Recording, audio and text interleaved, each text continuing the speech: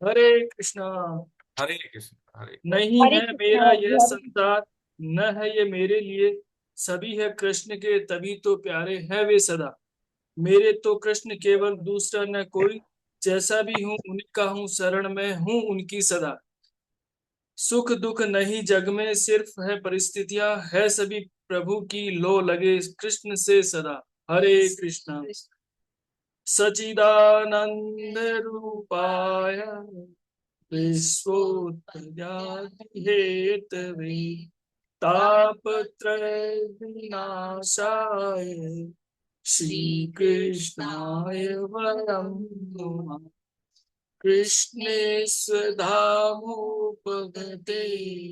धर्म ज्ञानाधीश, यो नश्च दृशामेश पुराणोक्ते। हरे कृष्णा। वसुदेव सुतं देवं कंस चाणूरमर्दनम्, देवकी परमानंद कृष्णं वंदे जगद्गुरु। श्री कृष्णं वंदे जगद्गुरु। हरे कृष्णा। अजोऽपि सन्नव्यात्मा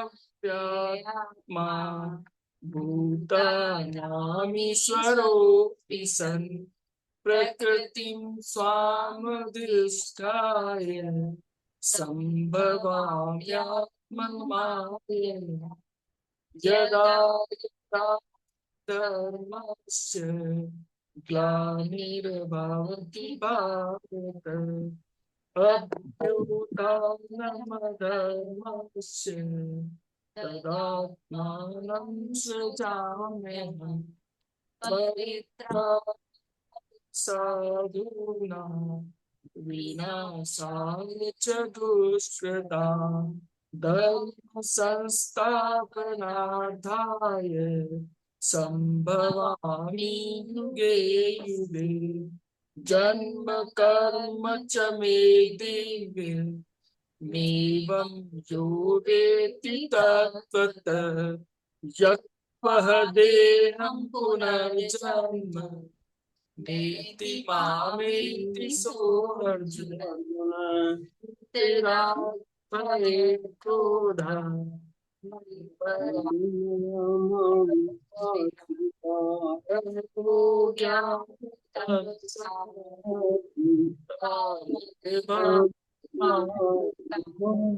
वसुदेव सुतं देवं कंस चाणूरमर्दनम्, चाणूरमर्दनम् देवकी परमानन्दम् परमानन्दम् कृष्ण कृष्णं वन्दे वन्दे जगद्गुरुं। श्रीकृष्ण श्रीकृष्णं वन्दे वन्दे जगद्गुरुं। जगद्गुरुम्। हरे कृष्णा। हरे कृष्ण हरे कृष्ण। आप सभी वैष्णव जनों के चरणों में दंडवत प्रणाम। हरे कृष्ण हरे कृष्णा भाई जी, हरे कृष्णा। हरे कृष्ण।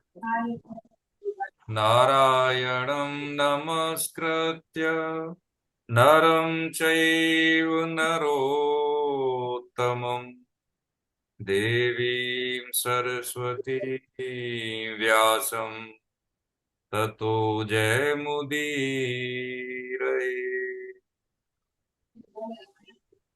हरे कृष्ण। हरे कृष्ण। प्रणाम, आप सबको वंदन। पिछली क्लास में हमने अध्याय 4, इसको मैं स्क्रीन शेयर करता हूँ, कि 14 श्लोक तक हमने समझा था। अभी हम 15वां श्लोक से शुरू करते हैं। अध्याय 3, 4 और 5 ये कर्मयोग के बारे में है, विशेषता पूरी चीजें हैं इसमें। भगवान ने इसमें सूक्ष्मता से कर्मयोग का सिद्धांत सृष्टि चक्र अध्याय 3 में समझाया हमको। इसके बाद अध्याय 4 में जो ज्ञान का जो स्रोत है वो समझाया है। ज्ञान का स्रोत समझाने के बाद भगवान ने अवतारवाद का सिद्धांत समझाया इसमें। अवतारवाद का सिद्धांत समझाने के बाद हमने देखा कि ये प्रयोजन क्या है, इसका अवतार का प्रयोजन क्या है। तो हमने समझा गोचरता में आने के लिए, भगवान हमारे स्तर पर आने के लिए ये अवतार लेते हैं, और जब जब आवश्यकता होती है तब तब अवतार होता है भगवान का, ये हमने समझा। अब दूसरी बात हमने समझी इसमें, जो हमारी जो सृष्टि का सिद्धांत, उसकी आवश्यकताओं की पूर्ति अध्याय 3 में समझा। उसी क्रम में अध्याय 4 में हम आए। अध्याय 4 में सृष्टि का सिद्धांत जो हमने अध्याय 3 में समझा था, उसको सरवाइव करने के लिए, है ना, सर्वाइवल इश्यूज न बने, उसके लिए भगवान ने वर्ण व्यवस्था की बात की। इस वर्ण व्यवस्था में क्या बताया हमें कि ये विवेक मूलक है, ये भेद मूलक नहीं है। लेकिन कालांतर में इसकी बुराइयां हमने, है, इसमें क्या है, अपने वर्चस्ववादियों ने अपने हित को संरक्षित करने के लिए इसमें, हाँ, ये जो है अपना स्वहित जोड़ दिया इसमें। इसलिए ये आज हमें बेकार की चीज लगती है, लेकिन ऐसा नहीं है। अब देखें, किसी भी ज्ञान की, जैसे होता है ना, प्राप्ति के लिए या हम किसी चीज को सीखते हैं तो उसके लिए पहले कुछ नॉर्म्स बनाए जाते हैं कि नहीं बनाए जाते हैं। नॉर्म्स का मतलब है उसको पढ़ने का वातावरण देखते हैं हम, उसमें कुछ हमारे ह्यूमन रिसोर्सेज होते हैं, कुछ स्ट्रक्चर होता है, कुछ डेकोरम होता है। यानी उस ज्ञान के प्रवाह को प्रवाहित करने के लिए, यानी एक व्यक्ति से दूसरे व्यक्ति में जाने के लिए वो वातावरण पैदा करते हैं।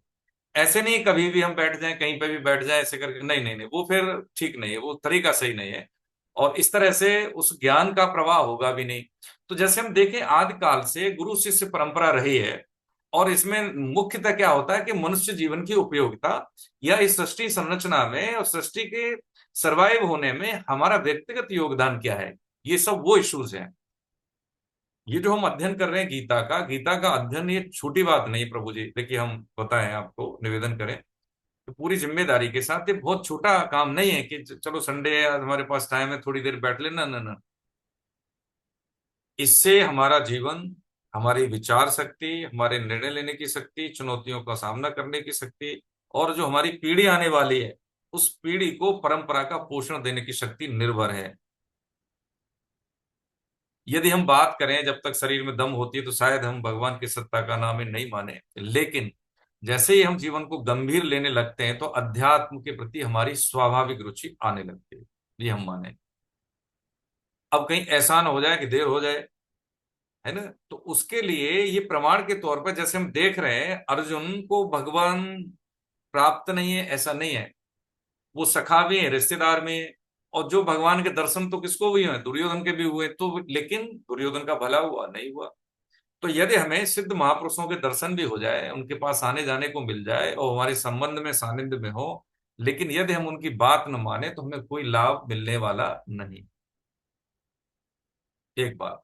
दूसरी बात क्या है, लाभ कब मिलता है, चाहे हमें सानिध्य न मिले या कहीं से भी कैसे भी हमें उनकी बात जच गई। जैसे अब तो तकनीकी जमाना है, मोबाइल के माध्यम से या किसी मित्र के माध्यम से उनका सत्संग में कान तक पहुंच गया, वो बात हमें जम गई और वो हमने पकड़ ली और उसको हमने आचरण में उतार लिया, तो फिर क्या हो गया, बस उनकी सेवा होगी। सबसे बड़ी सेवा संतों की, सिद्धों की या भगवान की सेवा क्या है, कि उनकी कही हुई बातों को आचरण में उतारना। ठीक है। तो यहाँ पे भगवान ने हमें अध्याय 4 में क्या बताया, ज्ञान के स्रोत बताए। क्या क्या बताया कि मैंने सबसे पहले सूर्य को कहा, फिर उन्होंने अपने पुत्र वैवस्वत मनु को, फिर उन्होंने अपने पुत्र इक्ष्वाकु को। इस तरह से ये परंपरा राज ऋषियों में भी आई, है ना। कलांतर में क्या है, कर्म रह गए, योग लुप्त हो गया, इसलिए भैया दोबारा से मैं वही ज्ञान तेरे को कहूंगा।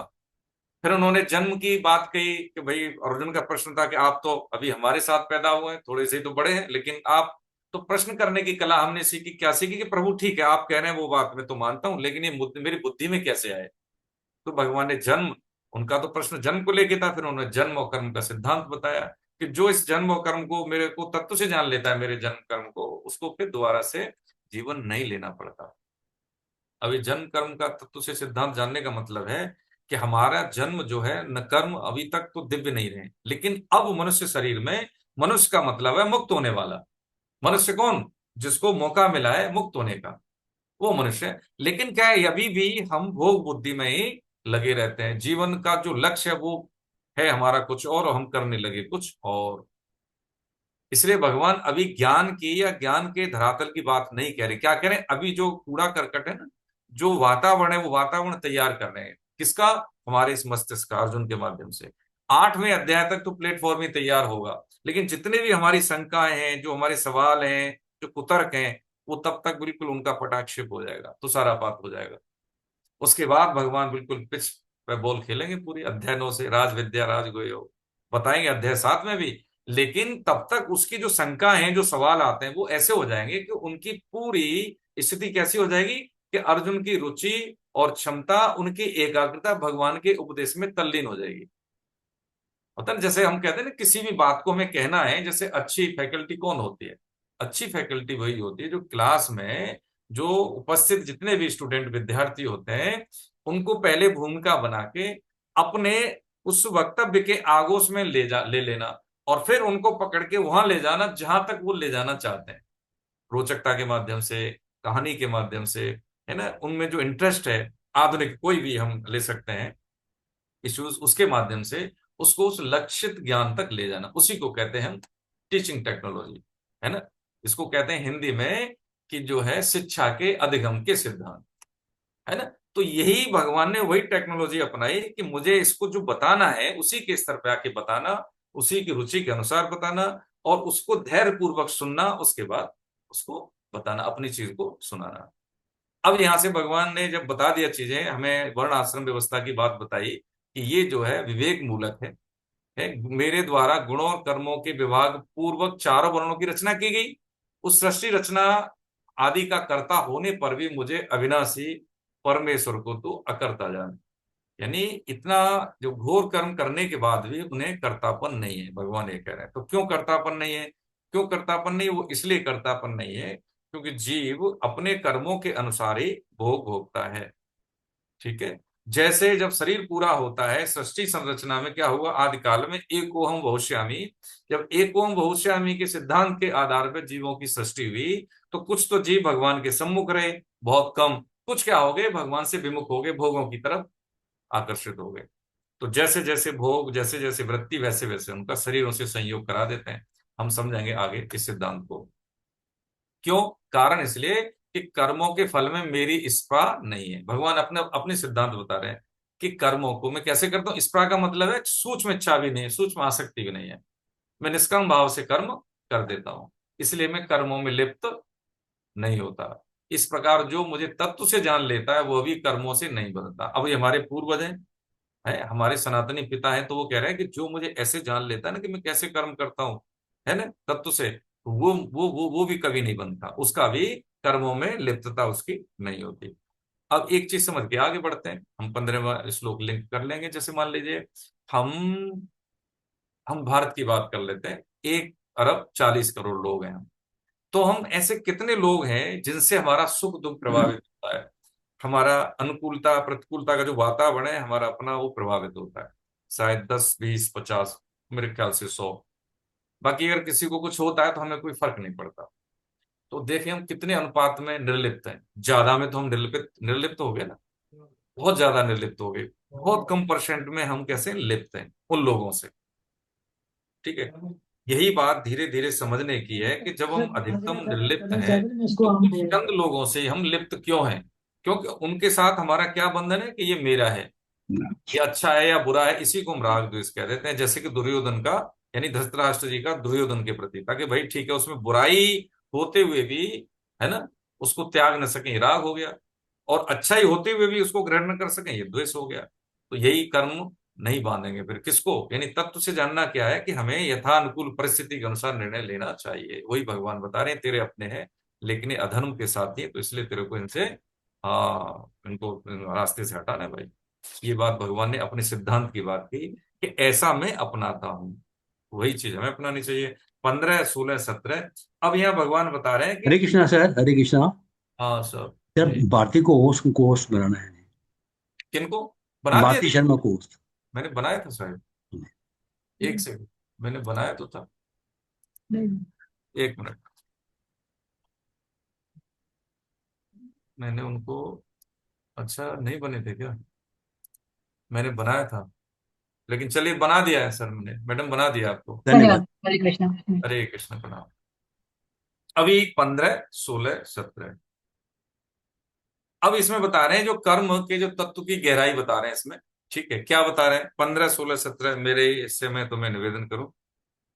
एवं ज्ञात्वा कृतं कर्म पूर्वैरपि मुमुक्षुभिः कुरु कर्मैव तस्मात् त्वं पूर्वै पूर्वतरं कृतं किं कर्मेति कवयोऽप्यत्र मोहिता तत्ते कर्म प्रवक्ष्यामि यज्ञात्वा मोक्ष्यसे शुभात् कर्मणो ह्यपि बोधव्यं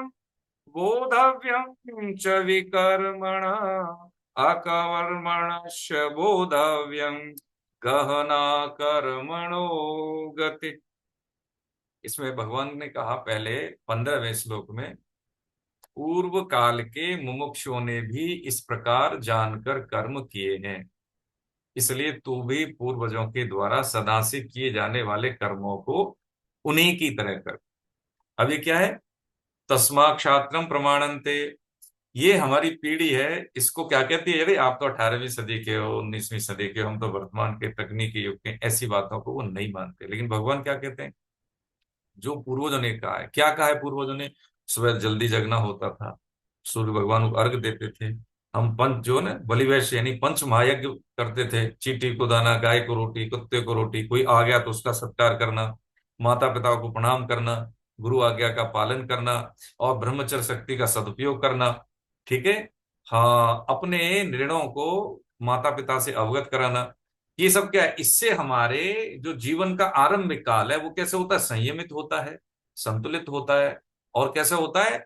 एकत्रीकरण करते हैं हम, गुण का करते हैं, स्वभाव का करते हैं, शक्ति का करते हैं, ज्ञान का करते हैं, ताकि हम जब डिलीवर करने के लिए गृहस्थ में जाएं, समाज में जाएं, तो हमारे पास देने के लिए पर्याप्त मात्रा में धन हो। धन का मतलब है स्वास्थ्य हो, स्वभाव हो और ज्ञान हो। ठीक है, ये चीज, लेकिन वो हमारे दिमाग में घुसती नहीं। ठीक है, इसलिए जरूरी क्या है? यदि माता पिता को ये ऐसा ज्ञान है कि मैं अपने बच्चों को धन के अलावा क्या दे सकता हूं। देखिए, हम ये बात करें, आदरणीय विक्रम सिंह साहब हैं। अब देखिए, प्रभु कृपा से इनके परिवार में तो जो है हमारी बहन जी है, वो सुमन जी, वो अपने आप में बहुत परिपूर्ण है। बहुत अच्छा गीता क्लास का आयोजन होता है और काफी हम उनके बारे में सुनते भी हैं साधकों के माध्यम से। जब ऐसे आप जैसे लोग गीता साधक हैं, तो यह धन के अलावा क्या दे सकते हैं? आपके पास बहुत सारी चीजें हैं कहने के लिए इसके जवाब में। लेकिन जो हमारा वैष्णवी समाज है, प्राय यही सोचता है कि मेरे पास धन है तो शायद मेरे पास सब कुछ है। ये एकांगी है, आवश्यक है धन, लेकिन पूरी तरह से इस पर निर्भरता खतरनाक है। ये जो परंपरा भगवान बता रहे हैं, ये परंपरा हमारी क्या है? जैसे सनातनी परंपरा का मतलब क्या? जैसे हवा, धूप, पानी, ये ऐसे ही धर्म भी हमारा ऐसे ही है। इसको कोई नष्ट नहीं कर पाया, ना कोई कर पाएगा। हाँ, कुछ चीजें ऐसी हैं जो कभी विचलित जरूर कर सकती हैं, लेकिन इसका कभी भी अंत नहीं होगा, ये भगवान का वचन है। तो ये तो भगवान ने परंपरा बताई। जैसे इसमें 15वें श्लोक की व्याख्या जब हम समझते हैं, क्या है कि इसमें कह रहे हैं, एक लाइन पढ़ूंगा, मुमुक्षु जो मोक्ष का आकांक्षी हो, मोक्ष जागृत होने पर भी कर्मों का त्याग नहीं करना चाहिए, अपितु कर्मों में कर्तापन और फलेच्छा का त्याग करके कर्तव्य कर्म करते रहना। सेवा और त्याग कर्म की श्रेणी में नहीं है। देखिए, एक लाइन पढ़ी हमने, बिटवीन द लाइन्स ये है कि सेवा और त्याग, त्याग का मतलब है कि हमें जो चीज हमारे पास है, किसी को आवश्यकता है हम दे दें। दूसरे में हमारा शरीर भी आता है। दूसरे का मतलब यही नहीं कि मेरे शरीर के अलावा, यानी मेरे के अलावा कोई और, वो दूसरा है। नहीं, दूसरे में शरीर भी है। शरीर धर्म एक अलग धर्म है और ये दूसरे में आता है हमारा शरीर, है ना। तो कहा कि सेवा का मतलब क्या है? आज्ञा पालन। ठीक, कर्म में क्यों नहीं आता? क्योंकि जैसे मान लीजिए हमारे बड़े भाई हैं, कोई जैसे गुरुजन है, कोई है ना, है आर के पांडे जी हैं, ये बड़े भाई हमारे, इन्होंने हमें आज्ञा दी कि ऐसे काम करना भैया तुमको, हमने वैसे काम कर दिया। ठीक है, तो उसमें जैसे वो कर्म सिद्ध होता है या नहीं होता है, इसकी जिम्मेदारी हम पे नहीं है। ऐसे ही जब हम सिद्ध महापुरुषों की आज्ञा का अनुसरण करते हैं, गुरुजनों की आज्ञा का पालन करते हैं, तो उसमें हमें सफलता मिले या असफलता, वो कर्म का हमें दोष नहीं लगता। त्याग ये कर्म की श्रेणी में इसलिए नहीं आता क्योंकि दूसरे के हित में निष्काम भाव से तो करते हैं। उसको त्याग तभी आएगा जब निष्काम भाव से हम करेंगे, नहीं तो फिर तो क्या हो जाएगा? भोग हो गया ना वो, है ना। वो कैसा हो गया? भोग युक्त त्याग हो गया। ये त्याग युक्त भोग नहीं है। जो बच गया वो क्या है? यज्ञ, यज्ञ शिष्ट बोलते हैं उसको, हम आगे समझेंगे। तो त्याग और सेवा इसलिए कर्म में नहीं आते क्योंकि फलजनक नहीं होते, इसमें हमारा कोई अपना स्वार्थ या अपना हित सुरक्षित नहीं होता। ठीक है, 16वें श्लोक में कह रहे हैं कि किम कर्मेति, यानी कर्म क्या है, अकर्म क्या है। इस प्रकार इस विषय में विद्वान भी मोहित हो जाते हैं। देखिए, इसको समझने के लिए हम तीन चीज और समझ लेते हैं कि और क्रिया, कर्मयोग और लीला, ये लगभग लगभग एक जैसे हमें लगते हैं स्थूल रूप से, लेकिन इनमें अंतर है, बहुत अंतर है। और कॉन्सेप्चुअल डिफरेंस है इसमें। क्या अंतर है? जैसे कर्म वो जिसमें फल मिलते हैं, हम अच्छा कर्म करेंगे तो अच्छा फल मिलेगा, और निषिद्ध कर्म करेंगे तो हमें बुरा फल मिलेगा, कष्ट मिलेगा, दुख मिलेगा। क्रिया का मतलब है कि इसमें कर्तृत्व विमान नहीं होता और ये स्वमेव होती है। जैसे आंखों का बंद होना खुलना, श्वास का लेना, ये क्रिया है। कर्मयोग का मतलब है इसमें भी कर्तृत्व विमान नहीं होता और ये निष्काम भाव से होता है, ये कर्म योग है। लीला का मतलब क्या है कि कर्म योग प्लस मास में, यानी मनुष्य मात्र का, जीव मात्र का कल्याण करने के लिए जब ये किया जाता है तो क्या हो जाता है? वो लीला। अब लीला किसके द्वारा होती है? भगवान या भगवता भगवान के अवतारी महापुरुषों द्वारा। कर्मयोग सिद्ध संतों द्वारा, महापुरुषों द्वारा। और क्रिया होती है स्वमेव होती है, जैसे हमने समझ लिया। कर्म होते हैं साधारण मनुष्य द्वारा जो फलजनक होते हैं। तो कर्म क्या है ये हम समझ गए। अकर्म क्या है? अकर्म का मतलब है कर्म को निष्काम भाव से करना, कर्ता भाव से रहित होकर कर्म करना, ये अकर्म है। ठीक है। एक बात और हम इसको समझ लेते हैं, दैनिक जीवन में क्या होता है कि हम गृहस्थ हैं, पीढ़ी हमारे सामने आती है तो हम हाशिए पे हो जाते हैं, और एक सिस्टम है, लिविंग सिद्धांत में आता है, जिसको हम वानप्रस्थ भी कहते हैं। अकर्म का मतलब होता है कि यदि कोई हमसे बेहतर करने वाला आ जाए तो हमें उसके लिए स्पेस दे देना चाहिए, तो वो भी हमारा अकर्म है। यानी निष्काम भाव से जो किया जाता है अकर्म, उसको कहते हैं। ये भी दैनिक जीवन में ड्यूटी ऑफ कॉन्फ्लिक्ट से बचने के लिए, आने वाली पीढ़ी को स्पेस देने के लिए, वो अकर्म की श्रेणी में आता है ना। इस प्रकार इस विषय में विद्वान भी मोहित हो जाते हैं। भगवान ने स्पष्ट कर दिया, अतः वह कर्म तत्व में तुझे भली भांति कहूंगा, जिसको जानकर तू अशुभ यानी संसार बंधन से मुक्त हो जाएगा। कर्म का तत्व भी जानना चाहिए, और अकर्म का कर्मणो यपि बोधव्यम, और विकर्म का बोधव्यम च विकर्मण, है ना। और अकर्म का भी जानना चाहिए, विकर्म का तत्व भी जानना चाहिए, क्योंकि कर्मों की गति बहुत गहन है। गहना कर्मणो गति। अब तीन चीजें हैं इसमें। एक तो क्या है? कर्म, अकर्म और विकर्म। कर्म जिसका फल होता है, अकर्म जो निष्काम भाव से किया जाता है, विकर्म का मतलब है निषिद्ध कर्म। ये कभी कभी प्रश्नावली में आ जाते हैं, असाइनमेंट में या पेपर में पूछ लेते हैं, जो भी होता है सटक का पेपर। तो इनकी कर्मों की गति गहन है, इसका मतलब ये है प्रभु जी कि जैसे अभी हम यहाँ बैठे हैं, चिंतन करें या किसी के बारे में सोचें, या घर परिवार के साथ व्यवहार हम जैसा करें, तो जो हम व्यवहार करते हैं उसका, हाँ, उसी पे ऑडिट होता है हमारा। है, अब जैसे ऐसे ही बोल दिया घर परिवार में, है ना, होता है ना, पति का पत्नी के प्रति, पत्नी का पति के प्रति, या कहीं पे भी माता पिता के प्रति ऐसे ही व्यवहार कर दिया, वो व्यवहार हमारा उचित नहीं है, तो भागवतिक दंड बनता है, उसका फिर हमें भोग भोगना पड़ता है। इस बात को हम समझ लें। कभी कभी होता होगा ना कि जैसे हमें लगता है कि देखो जी, हम तो ईमानदारी से है काम करते हैं, दूसरे को कष्ट नहीं देते हैं, भगवान का भजन भी करते हैं, माला, हाँ देखो जी हम माला करते हैं, आप तो 16 की कहते हैं, हम तो कभी कभी 32 कर लेते हैं, लेकिन फिर भी स्थिति, हृदय में शांति नहीं है। कारण क्या है? कारण यह है कि हम, जो भगवान ने हमारे आसपास जो जिम्मेदारी दी है, जिन जनों की, परिवारी जनों की, उनके प्रति हमारी दोष दृष्टि है, प्रेम नहीं है। अधिकार बोध के साथ व्यवहार करते हैं, कर्तव्य बोध के साथ हम व्यवहार नहीं करते, है ना। अच्छाई करने से सीमित होती है, लेकिन बुराई का त्याग कर दें, निषेध कर दें, तो अच्छाई असीमित होती है। हमसे साधन बने कम कोई बात नहीं, लेकिन हमसे कुसाधन न होने पावे, ये बहुत बड़ी बात है। 100 रुपए कमाए और खर्च हो गया 110, तो 10 रुपए की बट्टेदारी हो गई। गांव के लोग समझेंगे, कहावत है देखो, जैसे गांव के तो समझेंगे, पुराने लोग भी समझेंगे, अब बच्चे हैं जो शहर में पैदा हुए वो तो नहीं समझेंगे, कि चारपाई होती थी गांव में सोने के लिए, तो रस्सी बनती थी। तो रस्सी किससे बनती थी? मूंछ, एक घास जैसी होती है, आदमी के आकार की लंबाई तक बढ़ जाती है, उसको काट के उससे रस्सी बनते थे। कुलदीप साहब समझ रहे होंगे, है ना।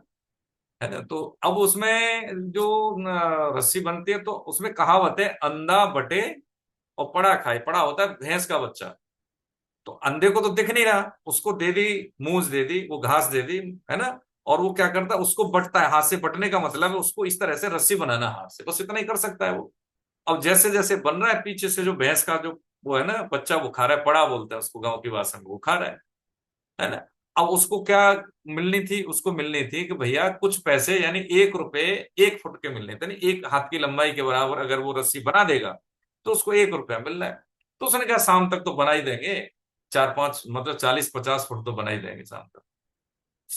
अब वो बटता गया, पीछे से उसका जो पड़ा खाता गया। शाम को देखे तो उतनी बची जितनी कि उसके हाथ में थी।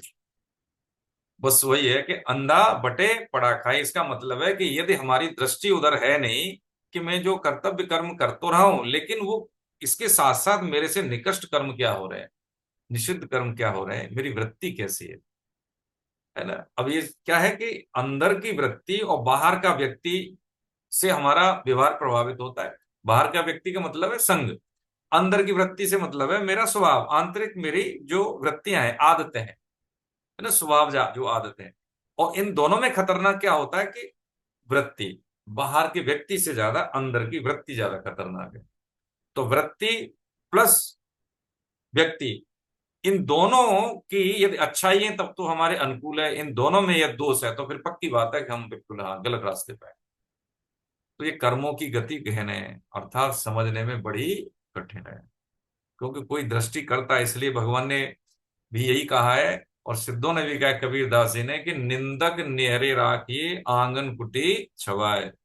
अब मान लीजिए हमारे भाई साहब है विक्रम सिंह से कहेंगे, देखो जी इनकी कोई बात की और हमें लग रहा है अंदर से कि नहीं ये बात ठीक नहीं, लेकिन फिर भी हमने हाँ में हाँ मिला दी, तो फिर हाँ हम अच्छे मित्र नहीं है। निवेदन पूर्वक देखो ठीक है आप कह रहे हैं सिंह साहब, लेकिन हाँ ये मेरे हिसाब से ऐसा मुझे लगता है, जरूर अवेयर कराना चाहिए। यही जस्टिफाई है, यही प्रेम है, यही निष्ठा है संबंधों की। तो ये होगी कर्मों की गति बहुत हाँ गहन है। ठीक है, तो अभी हमने क्या समझा, एक तो ये समझा कि कर्मों के प्रकार, कर्म के कर्म, विकर्म और अकर्म, तीन। और अकर्म की गहराई क्या है कि हम, एक तो यह है कि निष्काम भाव से कर्म करें, दूसरा क्या है कि जब हमारे घर परिवार में या कहीं पे भी समाज में जिस पायदान पे हमसे बेहतर कोई करने वाला आ जाए तो उसके लिए हमें स्पेस दे देना चाहिए। तो इससे क्या होगा, देखिए परिवारों में भी झगड़े नहीं रहेंगे, सास बहू के झगड़े होते हैं कई बार, है ना, होता है कि नहीं होता कई बार। तो ये चीजें क्या है कि हमें आने वाले पीढ़ी को हमें स्पेस दे देना चाहिए उसको तैयार करने के लिए। ठीक है, हरे कृष्ण, आगे बढ़े। 18वां श्लोक किन के नाम है? मैडम बताइए किन के नाम है? आदरणीय बीपी शर्मा जी, आप पढ़ सकते हैं। हाँ हरे विपिन। कृष्णा। हरे कृष्ण प्रभु जी, हाँ हरे कृष्ण। 18। कर्मण्य कर्म ये पश्येद कर्मणि च कर्म यः से बुद्धिमान मनुष्येषु से युक्त कृत कर्म कृत। जो मनुष्य कर्म में अकर्म देखता है और अकर्म में कर्म देखता है, वह मनुष्यों में बुद्धिमान है, वह योगी है और संपूर्ण कर्मों को करने वाला कृत्य है। हम्म, इस श्लोक में भगवान ने दो बातें मुख्य बताई है। कर्म में अकर्म को देखना। कर्म में अकर्म का मतलब है कि कर्म करते हुए भी कर्म तो कर रहा है, लेकिन उन कर्मों में वो लिप्त नहीं है करता, हम्म, अपना लिप्तता नहीं दिखाता है कि मैं क्या फल मिलेगा क्या नहीं मिलेगा, मेरे को कर्म करना है अपना कर्तव्य समझ करके। ये है कर्म में अकर्म। और अकर्म में कर्म यानी वो अपने आप को कर्ता मानता ही नहीं है। अब कर्ता मानता ही नहीं है तो वो करने वाला है नहीं, उसके लिए तो कर्म है, और फिर भी कर्म हो रहा है।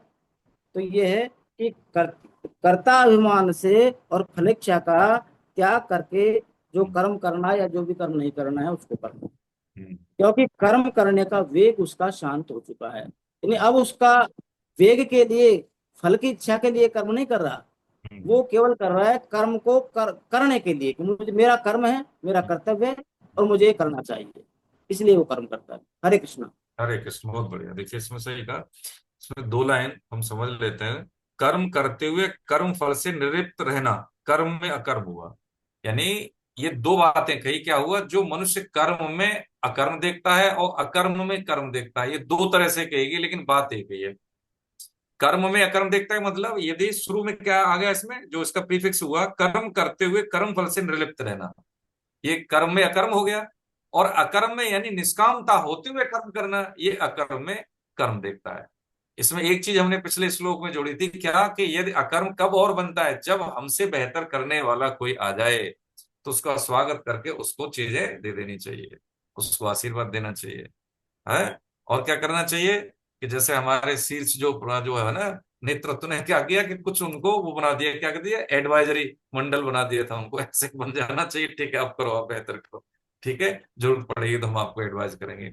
इससे ये होता है कि हमारी पीढ़ी में ऑप्शंस ज्यादा होते हैं। ऑप्शन ज्यादा मतलब समझे, जैसे मान लीजिए बेनी प्रसाद शर्मा साहब है, अब मान लीजिए इनका बच्चा है, बेटा है, इनको देख रहा है सुबह जल्दी उठ रहे हैं, सब कुछ काम कर रहे हैं, इनकी जो सोने जगने की रहनी करनी देख रहा है, कुछ ये बताते भी होंगे।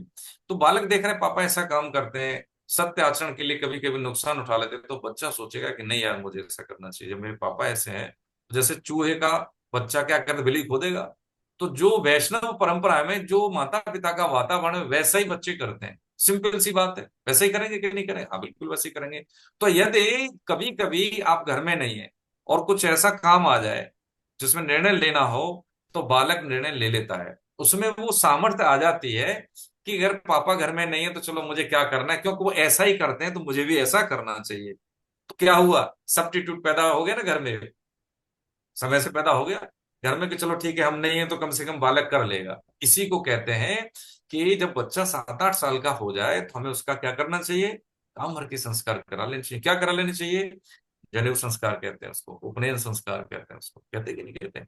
इससे क्या है कि विधि विधान से शरीर अभिमंत्रित बच्चे का हो जाता है, और उसको जो कुछ जैसे मंत्रोच्चार है उसको वो अधिकार मिल जाता है, वो अधिकारी हो जाता है, गायत्री मंत्र का अधिकारी हो जाता है ना, उसको जप करने का अधिकारी हो जाता है, उसका शरीर, उसकी जो पूरी जो है ना, एक क्या कहते हैं हम उसको, क्या मानसिक रूप से उसको ये तैयारी मिल जाती है कि तुम ये काम करने के लिए तुमको एक अनुज्ञा पत्र मिल गया, एक अधिकार मिल गया आपको, ठीक है। तो कर्म में अकर्म में कर्म देखना यही है, वो मनुष्य में बुद्धिमान है। हाँ बुद्धिमान क्या है कि जो समय रहते हुए अपने कार्य को कर ले, वो बुद्धिमान है। मुझे 2 घंटे का टाइम मिला है परीक्षा में, तो भाई समय के अनुसार ही तो मैं काम करूंगा, 10 क्वेश्चन में इतना, 10 क्वेश्चन में इतना टाइम लेके मुझे परफॉर्म करना है और 2 घंटे में कंप्लीट करना है, कंटेंट भी अच्छे करना है, अच्छा राइटिंग भी ठीक करना है।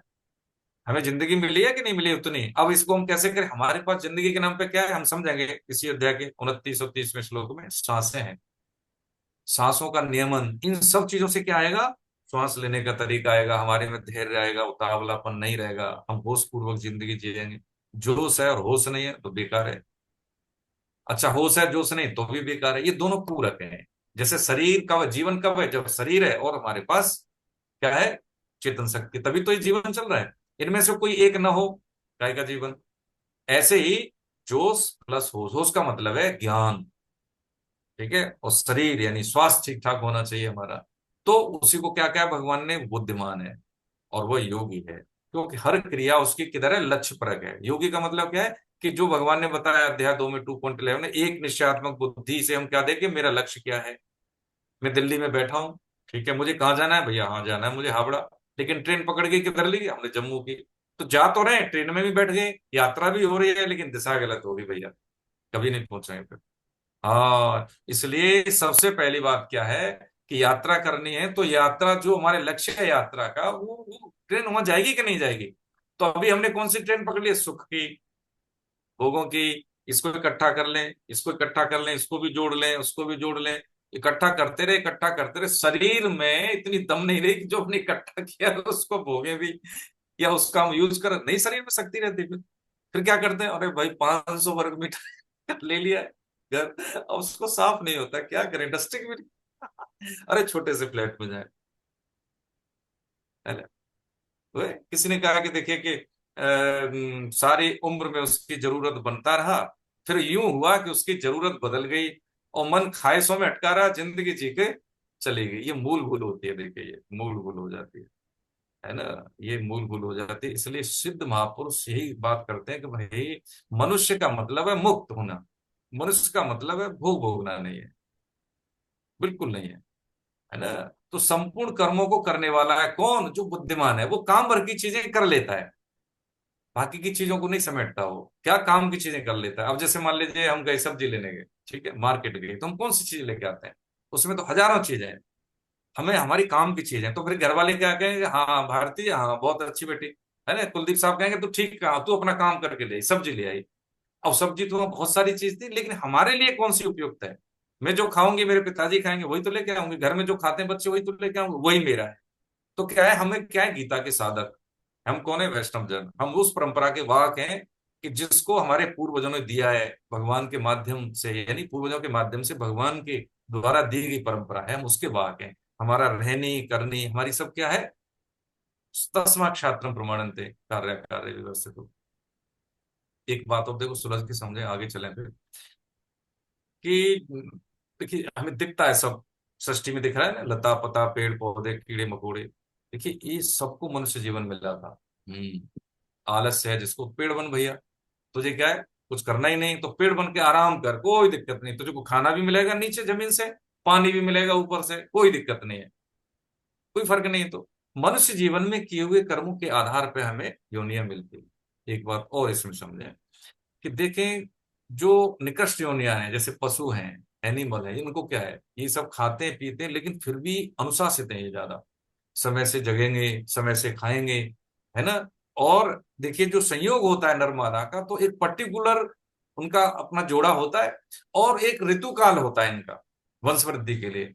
ठीक है, जो अपेक्षाएं मनुष्य से होती हैं वो अपेक्षाएं कौन कर रहे हैं? एनिमल कर रहे हैं, जिनके लिए वो जरूरी भी नहीं है। विधि निषेध किसके लिए है? मनुष्यों के लिए, लेकिन कोई विधि निषेध नहीं मानते, है ना। बात समझने की सिर्फ इसमें यही है कि हमारा समय फालतू के कार्यों में ज्यादा जाता है, ठीक है, लक्ष्य पर कार्यों में नहीं जाता। हम फालतू की चीजें इकट्ठा करते हैं, फालतू के वैल्यू एडिशन के लिए हम काम करते हैं, जो वास्तव में वैल्यू एडिशन है उसकी ओर हमारी दृष्टि होती नहीं। इसलिए वो कह रहा है बुद्धिमान कौन? जो लक्ष्य पर काम करे। योगी कौन? जिसका हर कार्य भगवान से जोड़ने वाला हो, योगी। तब उससे क्या होता है? संपूर्ण कर्मों को करने वाला, यानी कृत्य, कृत्य का मतलब है उसके लिए कोई कार्य शेष नहीं रहता, करने के लिए कोई कार्य शेष नहीं रहता। ये बात समझ। हरे कृष्ण, आगे बढ़े प्रभु जी। 19वां और 20वां श्लोक। हरे कृष्णा। जी हाँ, प्रणाम मैडम, पढ़िए। यस्य सर्वे समारंभा काम संकल्प वर्जिताः ज्ञानाग्निदग्ध कर्माणं तमाहु पंडितं बुधा त्यक्त्वा कर्म फलासंगं नित्य तृप्तो निराश्रयः कर्मण्यभिप्रवृत्तोऽपि नैवं किंचित करोति सः। जिसके संपूर्ण कर्मों के आरंभ संकल्प और कामना से रहित हैं तथा जिसके संपूर्ण कर्म ज्ञान रूपी अग्नि से जल गए हैं, उसको ज्ञानी जन भी पंडित बुद्धिमान कहते हैं। जो कर्म और फल की आसक्ति का त्याग करके संसार के आश्रय से रहित और सदा तृप्त है, वह कर्मों में अच्छी तरह लगा हुआ भी वास्तव में कुछ नहीं करता। इन दो श्लोकों में भगवान ने सिद्ध कर्मयोगी महापुरुष का वर्णन किया है। जो कर्मयोगी होते हैं वे देश काल परिस्थिति किसी की भी परवाह किए बिना लोक संग के कर्मों में लगे रहते हैं, लेकिन वे उनसे लिपायमान नहीं होते। हम जानते हैं कि जैसे कमल का पत्ता होता है वो जल में ही जन्म लेता है, लेकिन जल से कभी लिपायमान नहीं होता, लिप्त नहीं होता। उसी तरह कर्मयोगी भी कभी लिपायमान नहीं होते। कर्मयोगी कर्म और कर्म फल कर्ता, न उसमें कर्तापन होता है और न कर्म फल की इच्छा होती है, इसीलिए इसे बुद्धिमान भी कहा जाता है। पंडितों का पंडित और ज्ञानियों में का ज्ञानी भी कहा जाता है। हरे कृष्णा। हरे कृष्ण। देखिए हम इसको समराइज करें अच्छे से। मैडम ने बताया, क्या बताया? लोक संग्रह। लोक संग्रह क्या है कि ऐसा व्यक्ति जो अपना कर्तव्य कर्म, उसके लिए कुछ बचा नहीं लेकिन फिर भी वो कर्तव्यों में लिप्त इसलिए रहता है ताकि दूसरों का हित हो। लोक संग्रह की एक सामान्य परिभाषा यह है कि मास को, यानी मनुष्य को संसार से विमुख कर भगवान की ओर सम्मुख करना, ये लोक संग्रह है। तो वो अपने कर्तव्य कर्म के माध्यम से यही कार्य करते हैं, ये लोक संग्रह है। और दूसरी बात हम इसमें समझें कि हमने निष्काम भाव से कर्म करने की विधि समझी, जिसको कर्म योग कहते हैं, क्रिया भी समझ लिया और हमने कर्म योग का सिद्धांत समझा है। ठीक है, अब एक बात हम समझ लें कि जो हम कर्म करते हैं समय के साथ, शरीर के साथ और वृत्ति से युक्त होके, उसका सिंपल सी बात है कि कोई इतना अमीर व्यक्ति नहीं है कि अपना पुराना वक्त खरीद ले। समय का सदुपयोग करना बहुत जरूरी है। कोई इतना अमीर नहीं है कि जो पुराना वक्त खरीद ले, और कोई इतना गरीब भी नहीं है कि अपना आने वाला वक्त बदल न सके, संवार न सके। ये शक्ति भगवान ने सबको दी है। इसका अध्याय 6 में और 6.5 में कहेंगे कि हम अपने मित्र हैं और अपने शत्रु भी। और शत्रु की बात करें तो हमसे ज्यादा, हम अपना विनाश हमसे ज्यादा कोई और करता भी नहीं, इसलिए हम अपने शत्रु ही हैं। सृष्टि में हमसे ज्यादा हमारा कोई विनाश नहीं करता, ये पक्की बात है इसको, है ना। तो ये कर्म और फल की आसक्ति का त्याग करके संसार के आश्रय से रहित सदा तृप्त है। इसका मतलब ये है, तृप्त का मतलब जब हम कोई इनपुट करते हैं, जब हम मेहनत करते हैं संसार में और हमें वो ऑप्टिमम रिजल्ट नहीं मिलता, तो हमारी क्या हो जाती है, उधर निष्ठा नहीं रहती, हमें अरुचि रह जाती है उसमें। अब इसमें एक उदाहरण दिया है राजा बलि का। तो राजा बलि से सब ले लिया, लेकिन उसको इतना दे दिया कि सृष्टि में आज तक भगवान ने उनको नहीं दिया है। उसके चौकीदार बन गए जाके। तो प्रहलाद कहते हैं, उनके दादा जो राजा बलि के, कहते हैं प्रभु आपका तो देना लेना भी देना से मतलब देना ही है। आपको क्या पता है आपने क्या लिया? कुछ नहीं लिया आपने, तो सब दे ही दिया। और उसमें जब कहा है राजा बलि ने, जब 2 टांग उन्होंने की ना, दो दो फरलांग मतलब अपने पैरों की, तो नाप 3 के बराबर मांगा उन्होंने, तो 2 में तो सारा नाप लिया उन्होंने, पूरा पूरा ब्रह्मांड। लेकिन अब क्या बचा? तो बलि भी बलि है, उनका भी कहा महाराज देखो अभी मेरे पास बची है। उन्होंने कहा अब क्या बचा है? अब या तो तेरा वचन झूठा होता है तो देख ले यज्ञ तेरा पूरा नहीं होगा, और या फिर तू भैया अपना वचन वापस लेता है तो यज्ञ पूरा नहीं तो तेरा वचन झूठा। दोनों तरफ उसको है, प्रॉब्लम है। तो उसने कहा महाराज अभी बचा है। कि क्या बचा है? कि आप जो है ना, तीसरा पैर मेरे सिर पर रखो। अभी तो मेरा अहम बचा है ना, ये अहम यही तो बस जड़ है, हमारे नाश की जड़ है। मैं आपको अपना अहम भी देता हूँ, यानी समर्पण करता हूँ। तो यहीं पे भगवान रीझ गए उनको। फिर वरदान भी मांगने को कहा, तो देखिए कहाँ बन गए वो, बस वो बन गए क्या, चौकीदार। माता लक्ष्मी आती, भागवतम में प्रसंग है। तो जो हमारा जो कलावा बनता है, जो उसी उसी को रक्षे माचल माचले वाला जो होता है, श्लोक वहीं से लिया गया है। वो रक्षाबंधन का मतलब वहीं से है। और फिर जाके फिर वो माता लक्ष्मी उनसे भाई बना के उनको लेके जाती है। तो एक प्रकरण है।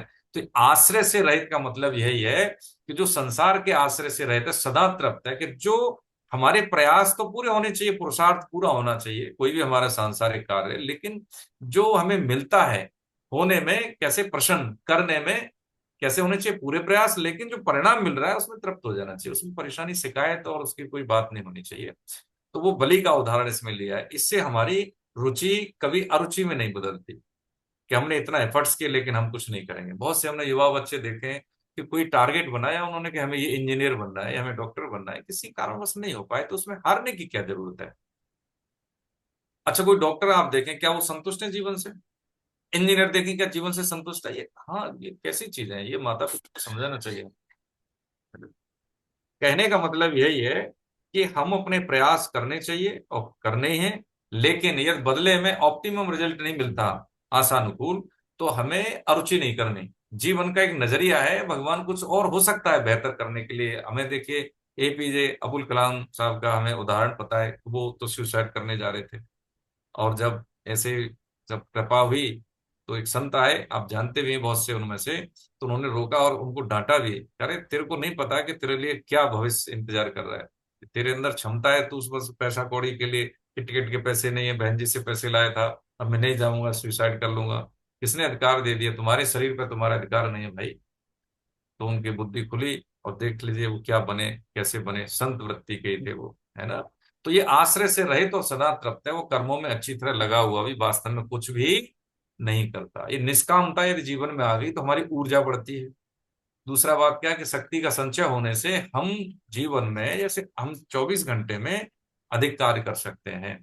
जैसे ही हम सकाम भाव से ग्रस्त होते हैं तो हमारी ऊर्जा का क्षरण वहीं से शुरू हो जाता है, और हम ऑप्टिमम परफॉर्म कर भी नहीं पाते, अधिकतम परफॉर्मेंस हमारी नहीं होती, प्रभावित हो जाती है। ये मतलब ये बाई प्रोडक्ट है ना। मेरा मतलब बोलने की कहीं पर मौका मिला तो मैं अच्छा बोलूं, कहीं ऐसा ना मैं बोल ना पाऊं, हो गया काम। अरे हम जब देखते हैं ना, कई बार हम ज्यादा किंतु परंतु नहीं करते और हम कोई कार्य करते हैं तो वो अच्छा होता है, बेहतर होता है, ठीक है। लेकिन क्या है कि सकामता कार्य करने से पहले, यानी कर्म से पहले सकाम हो जाते हैं, इसलिए हमें प्रॉब्लम होती है। ये जो सॉफ्टवेयर है ना, हमारा सॉफ्टवेयर बस इसी से प्रभावित होता है ज्यादातर, हम भोग बुद्धि से लगे हैं। तो हम पहले, हम अच्छे वक्ता बने, हम अच्छे गायक बने, हम अच्छे स्टूडेंट बने, हम जहां भी जाएं अच्छे रहें, ये इस भाव से ग्रसित होके जब हम परफॉर्म करते हैं तो हमारा को क्या है, ये वजन बढ़ जाता है, इस पर जिम्मेदारियां बढ़ जाती हैं परफॉर्म करने की, बेहतर प्रदर्शन करने की, बस यही यहीं से हमारी एनर्जी कम हो जाती है। लेकिन जो व्यक्ति इस चीज को जानता है कि मैंने अपना काम कर लिया, मैंने पढ़ लिया, मैंने अपनी तैयारी कर ली, अब ईश्वर जैसा चाहेगा वैसा होगा, अब मैं एकदम निष्काम भाव से, जितना आता है 2 घंटे बस आराम से खेलना है मुझे, परीक्षा हो या कोई मैच होता है या कोई मान लीजिए कुछ ऐसा हमें परफॉर्म करना है कहीं पे, वगैरह वगैरह, कोई भी हो सकता है काम हमारा। तो उसमें इसके लिए का प्रयास नहीं होने चाहिए कि मैं बेहतर करूं, प्रयास ये होना चाहिए कि मैं अपना परफॉर्म 100% अपनी पूरी ऊर्जा और योग्यता के अनुसार करूं, है ना। हम इस बात पर ध्यान रखें, यही भगवान कह रहे हैं कि जीवन को हम इतना क्लिष्ट और मतलब कष्टकारी न बनाए, है ना, कि मैंने ये गलती होगी मेरे से, अब ऐसे कैसे हो गया, नहीं नहीं, जो हो गया सो हो गया। इसको बहुत, जीवन बड़ा सरल है, देखिए बहुत सरल है, बहुत आसान है, और बहुत ये क्या है कि एक विलक्षण एक एहसास है जीवन। जीवन कोई एक निश्चित रूपरेखा में जीने के लिए नहीं बना प्रभु जी, हम कोई एक मशीन नहीं है, हम संवेदनाओं से युक्त वो चेतन शक्ति है जिसके आधार पर सृष्टि भगवान ने इसीलिए दिया कि हम उसमें, हाँ, आराम से जी सकें, आनंद के साथ जी सकें। हम अपनी भोग दृष्टि के कारण जीवन को कष्टकारी बना लेते हैं, है ना। ये पक्की बात समझ, ये सिद्धों का वचन है ये, कि जीवन वस्तुओं से नहीं चलता, है ना। हम कहते हैं कि रुपया, रुपया बहुत, जैसे धन है ना, तो वस्तुएं आप ये देखें, रुपए से वस्तुएं आती हैं, तो रुपए से ज्यादा वस्तुएं मूल्यवान हुई। अच्छा, वस्तुएं किससे बनती हैं, कई बार जैसे दूध है, घी है, जानवरों से बनती है, तो यहां से वस्तु से ज्यादा फिर जानवर मूल्यवान हुए। फिर क्या है कि इनसे भी ज्यादा मूल्यवान कौन है, अंत में आता है मनुष्य जीवन, क्योंकि उसके पास विवेक है। तो ये सब क्या है, ये सब संसाधन है सृष्टि में जो भगवान ने मनुष्य को शुद्ध होने के लिए और आवश्यकताओं की पूर्ति के लिए दिए हुए हैं। इसका सदुपयोग करके बस, हाँ, जीवन को अच्छे से जीना है, निष्काम भाव से जीना है और शुद्ध होना है। हरे कृष्ण, आगे बढ़े। 21वां। हरे कृष्ण। हरे कृष्ण, प्रणाम। निरासीद यत चित्तात्मा त्यक्त सर्व परिग्रह शारीरं केवलं कर्म कुर्वन्नाप्नोति किल्बिषम् यदृक्षालाभ संतुष्टो द्वन्द्वातीतो विमत्सरः समः सिद्धावसिद्धौ च कृत्वापि न निबध्यते। जिसका शरीर और अंतःकरण अच्छी तरह से वश में किया हुआ है, जिसने सब प्रकार के संग्रह का परित्याग कर दिया है, ऐसा इच्छा रहित कर्मयोगी केवल शरीर संबंधी कर्म करता हुआ भी पाप को प्राप्त नहीं होता। जो कर्मयोगी फल की इच्छा के बिना अपने आप जो कुछ मिल जाए उसमें संतुष्ट रहता है, और जो इच्छा से रहित, द्वंद्वों से रहित और सिद्धि और असिद्धि में सम है, वह कर्म करते हुए भी उससे नहीं बंधता। भगवान कृष्ण इस श्लोक में हमें समझाना चाहते हैं कि मनुष्य जीवन अनमोल रे, माटी में ना रोल रे, अब के मिला है फिर न मिलेगा, कभी नहीं कभी नहीं कभी नहीं रे। भगवान कहते हैं 84 लाख योनि में तुझे अगर मनुष्य जीवन मिला है तो केवल और केवल भगवान नाम के लिए, और तू उसे संग्रह और माया में पढ़कर गंवा रहा है। यहाँ कोई भी परमानेंट नहीं है, फिर इस पाप में क्यों लिप्त हो रहा है और अपना अगला जीवन जन्म बिगाड़ रहा है। अपने शरीर के लिए जरूरी कर्म को छोड़कर बाकी जो भी कर्म तू जो पांचों इंद्रियों से करेगा, उसका पाप तुझे नीच योनि में गिरा देगा। हरे कृष्ण। हरे कृष्ण। देखिए, इसमें भगवान बता रहे हैं प्रवृत्ति और निवृत्ति परायण, ठीक है, इन दोनों से कर्मों की प्रवृत्ति का मार्ग, प्रवृत्ति मार्ग का मतलब है जैसे हम गृहस्थ हैं, प्रवृत्त यानी किसी कार्य को करने में रत होना, तो हम गृहस्थी के कार्यों में है। और निवृत्त का मतलब है छोड़ देना, निवृत्ति मतलब उनसे छुटकारा पा लेना। तो यदि हम प्रवृत्ति परायण में है लेकिन उसमें निष्काम भाव से है, तो हमारा निवृत्ति परायण से भी ज्यादा बेहतरी स्थिति है। और हम निवृत्ति परायण है, हम संन्यास ले लिया हमने, लेकिन हमारा चिंतन वही है संसार का, भोगों का, तो वो और उससे घातक है, बहुत घातक है फिर वो। तो यहाँ पे भगवान बता रहे हैं कि जिसका शरीर और अंतःकरण अच्छी तरह से वश में किया हुआ है ना, जिसने सब प्रकार के संग्रह का परित्याग कर दिया है, ऐसा इच्छा रहित कर्मयोगी केवल शरीर संबंधी कर्म करता हुआ भी पाप को प्राप्त नहीं होता। अब अंतःकरण अच्छी तरह से बस में कैसे होता है? अंतःकरण का मतलब है अंतःकरण चतुष्टय, मन, बुद्धि, अहम, ये है तो एक ही, लेकिन अलग अलग कार्य होने की वजह से इनको अलग अलग नाम से जानते हैं। ठीक है। अंतःकरण वश में क्या है कि जैसे मान लीजिए, इसको ऐसे समझे सामान्य भाषा में कि हम जब अकेले होते हैं, एकांत काल में होते हैं, और एकांत काल में जो हमारा व्यवहार होता है तो वो हमारा मूल स्वभाव है। ये होगी अपने स्वभाव की पहचान। ठीक है। व्यवहार में सबके सामने तो जैसे मैं अपनी बात करूं, बहुत अच्छी अच्छी बातें करते हैं, बहुत अच्छी बातें सुन लेते हैं, है ना, लेकिन मेरा एकांत काल में मेरा व्यवहार ठीक नहीं है, साधक जैसा नहीं है, जैसा होना चाहिए, अपेक्षा की जानी चाहिए, तो वो मेरा मूल स्वभाव है, ये फिर बेकार है। ये क्या है फिर? ये हमारा दोष है। कर्मयोग का एक नाटक हुआ, लेकिन वास्तव में ये दोष है। गीता के साधक नाटक हुआ, वास्तव में हम वैसे नहीं। अब ठीक, अंतःकरण कब, अब इसकी पहचान कैसे करें? पहचान ये होगी तो अब इसको सुधारें कैसे? पहचान तो ये होगी। सुधारने का मतलब क्या है कि हम अपने, जो हमारा उद्देश्य हमने बनाया है कि मुझे बनना क्या है, मेरे पास समय सीमित है, ये मैं जानता हूं, कितना ये मुझे पता नहीं, तो पहले मैं क्या करूं, उसको जो मूल्यवान काम है पहले उसको कर लें। इसमें देखिए कोई भविष्य नहीं है इसमें।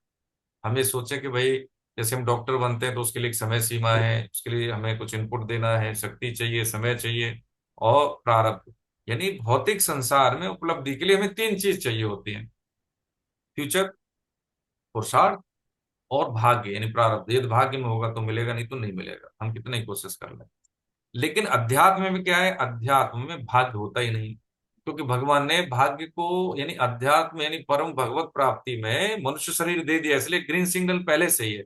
इसमें भाग्य बाधा नहीं बनता, प्रारब्ध बाधक नहीं है इसमें। साधक के भाग्य मतलब भगवत प्राप्ति में प्रारब्ध बात वही नहीं कि भगवान चाहेंगे तो, अरे भाई ऐसे थोड़ी है। भगवान चाहेंगे तो हाँ हो सकता है बन जाए कुछ और भौतिक संसार में, लेकिन भगवत प्राप्ति में यानी जीवन को सफल करने में भगवान ने तो चाह लिया, तभी तो मनुष्य शरीर मिला है। भगवान चाहेंगे न चाहने से नहीं होता, वो तो उन्होंने तो कर दिया काम। है जैसे होता है ना, बैंक में हम लॉकर जमा करने जाते हैं, वो धन लॉकर में रखने जाते हैं, दो चाबियां होती है, एक मैनेजर के पास, एक कस्टमर के पास। ठीक है। तो मैनेजर भगवान हो गए, उन्होंने तो चाबी लगा के मनुष्य शरीर दे दिया ना। अब हमारी तरफ से चाबी नहीं लग रही उधर से, है ना, हमारी तरफ से चाबी किधर है? हाँ, संसार में भोगों की तरफ। इसलिए ये जो अंतःकरण की जो वश की बात की है, यदि अंतःकरण वश का मतलब क्या है कि मैं वही सोचूंगा जो मेरे लक्ष्य परक है, मैं वही खाऊंगा जो मुझे खाना है, जो एक अपेक्षा की जाती है साधक से, शुद्ध आहार। ठीक है। मैं वही देखूंगा, देखना चाहिए मुझे, वही सुनना है जो सुनना चाहिए। यानी ये जो शब्द, रूप, रस, गंध, स्पर्श और मान, बढ़ाई, आराम, ये हमारे क्या है, ये बहुत, ये मगरमच्छ है, ये लील जाते हैं साधक की साधना को। देखिए, हम एक बात कहें, जैसे मान लो अभी हमारे जो दिख रहे हैं, मैं टोकता हूँ, जब बंद करके बैठ जाते हैं ना, देखता हूँ दिख रहा है वैसे। हाँ देख रहे हैं, देखो सत्यदेव साहब दर्शन नहीं हुए कई दिन से, हम इन्हीं का नाम लेता हूँ देखो। ठीक है। अब मान लीजिए इन्होंने 50 साल इन्होंने मेहनत की, बिल्कुल है ना, 50 साल मेहनत की, और इस 50 साल में अच्छे से मेहनत की, तब किया पूरा, और गलती से गलती होगी, मान लीजिए 5 मिनट की कोई गलती हो गई, तो 50 साल का तब कोई नहीं गाएगा, 5 मिनट की गलती को गाएंगे। अंतःकरण को अच्छी तरह बस की बात समझ रहे हो? समझे? बहुत अच्छा लड़का है अर्चित, बहुत बढ़िया मेहनत करता है, ठीक है, लेकिन उसकी कोई जरा सी मिस्टेक हो गई, जो उसका रिजल्ट आया किसी भी तरह से प्रभावित हो गया उसकी प्रतिभा के अनुसार, तो उसी को बोले। समझे इस चीज को? कहने का मतलब यही है कि साधक वही जो सावधान है ना। समझे ना? कहा है कि क्या कहे कि देखिए, साधक वही परम सुजान जो सुनत चित्त रति करे। सुनत चित्त यानी चित्त से उपस्थित उपलब्ध होके सुने, और उसमें अनुराग रखे, रति मतलब प्रेम पूर्वक सुने उसको। तो जिसने सब प्रकार के संग्रह का, सब प्रकार का संग्रह का मतलब होता है सुविधाओं का, व्यक्तियों का, धन का, है ना। जो हम ग्रस्त हैं तो आवश्यक जो शरीर का धर्म है उसके अनुसार तो संग्रह करते हैं, लेकिन क्या है कि आवश्यकता से अधिक का संग्रह कर लेना। तो जब संग्रह से क्या होता है, संशय पैदा होता है, संग्रह से संशय पैदा होता है। तो ऐसा इच्छा रहित यानी कर्मयोगी कहा है जिसको, शरीर संबंधी कर्म करता हुआ भी पाप को प्राप्त नहीं होता। शरीर संबंधी का मतलब है हम है व्यवसाय भी करते हैं, नौकरी भी करेंगे, वार्तालाप भी होता है, सांसारिक व्यवहार होते हैं, बच्चों की शादी ब्याह करना, घर मकान बना के देना, ये सब करते हैं। लेकिन उनसे क्या होता है कि एक समय के बाद हमें ये छोड़ के जाना है। ऐसा भाव रहता है जैसे कि हम होटल में जा रहे हैं। ऐसा भाव रहता है कि जैसे मान लीजिए किसी के लिए हम कर्म करते हैं, कार्य करते हैं, किसी के यहाँ जाते हैं, है ना, उनकी बच्चों की शादी हो रही है तो अपना बेस्ट करके चले जाते हैं। जैसे मान लो भाई के बेटे की शादी होती है, तो जो भाई के बेटे की शादी होती है तो एक तरह से वो भी चाचा ताऊ लग रहा है उसका, लेकिन काम तो वो करता है। लेकिन उसकी जिम्मेदारी क्या होती है कि इतनी जिम्मेदारी जो बाप की होती है वो उसके मतलब चाचा की या ताऊ की नहीं होती, लेकिन पूरी परफॉर्मेंस तो दे रहा है। ऐसे ही हमें बात इसको मान लें, एक गल पल्ले बांध लें क्या, कि देखो जो मिला है भगवान के विधान के अनुसार संतान मिल गई ना, सबसे ज्यादा मोह तो उसी से करते हैं। तो ये मिली है, हमने एप्लीकेशन देके नहीं मांगी कि यही बेटा मिले यही बेटी मिले। हमें कुछ ऐसे व्यक्ति मिल गए जो कि हमारी शक्ति और सामर्थ्य के अनुसार हमें इनका पूजन सेवन यानी पालन पोषण करना ही चाहिए। यदि हमारा ये संबंध नहीं भगवान बनाते तो शायद हम इनको अच्छी तरह से इनका निर्वाह नहीं कर पाते, इसलिए। लेकिन ये हमारे नहीं है, ऋणानुबंध होने के कारण ये हमारे संबंधी बनते हैं। एक बात और समझ लें, ये उदाहरण है महाराज जनक का, कि रिश्ते जो होते हैं, क्योंकि आत्मा क्या है, निर्विकार है। हमसे जिसको लेना होता है वो संतान बनती है, हमें जिससे लेना होता है वो माँ बाप बनते हैं। और कभी कभी माँ बाप जो बाप बनता है कभी बेटा भी बनता है, जो पति बनता है कभी है पत्नी। तो इसमें शरीर जो मिलते हैं, जैसे स्त्री तत्व, ध्यान आ रहा है तो बता देता हूं, तो वो शरीर का जो जो मिलना होता है व्यक्ति के भाव के अनुसार, उसके भोग इच्छा के अनुसार शरीर मिलते हैं। इसमें इसमें ये नहीं है कि कोई पुरुष है तो पुरुष ही बना रहेगा।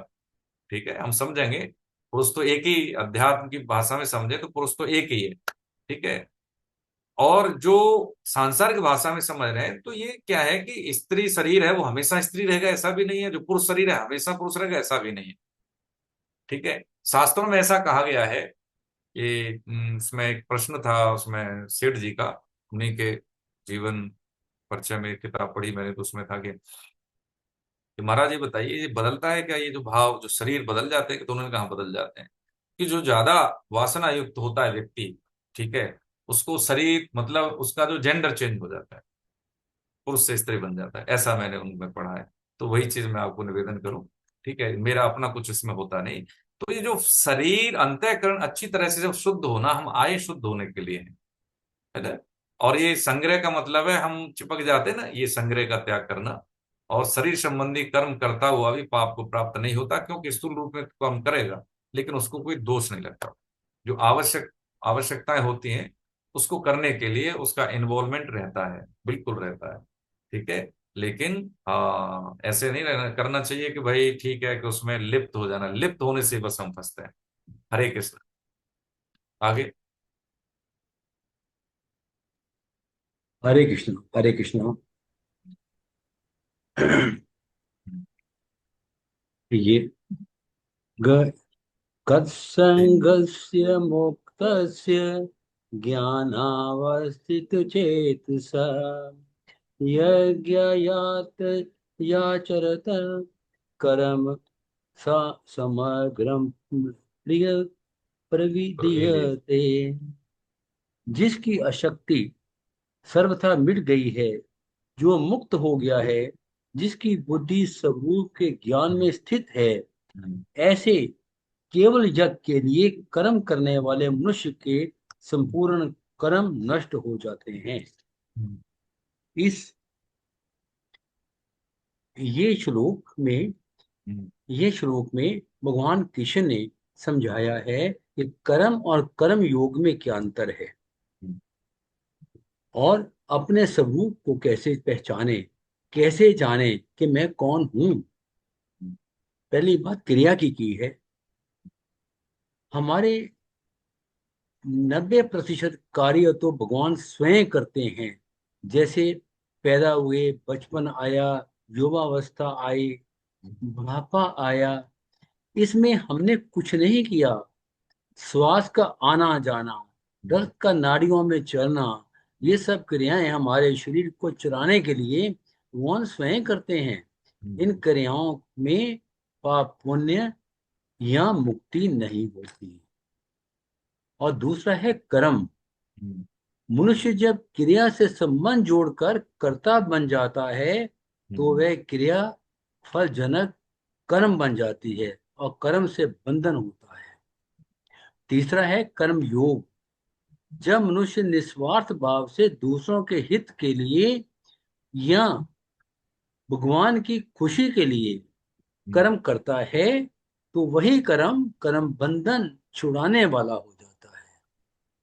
उसके पश्चात भगवान ने कहा है, जब मनुष्य कामना रहित होकर काम करता है, संसार और सांसारिक पदार्थों से संबंध हटाकर आत्म ज्ञान द्वारा अपना मन प्रभु चिंतन में लगा देता है, उसे अपनी आत्मा यानी कि स्वरूप का बोध हो जाता है, यानी कि मैं कौन हूं वो जान लेता है।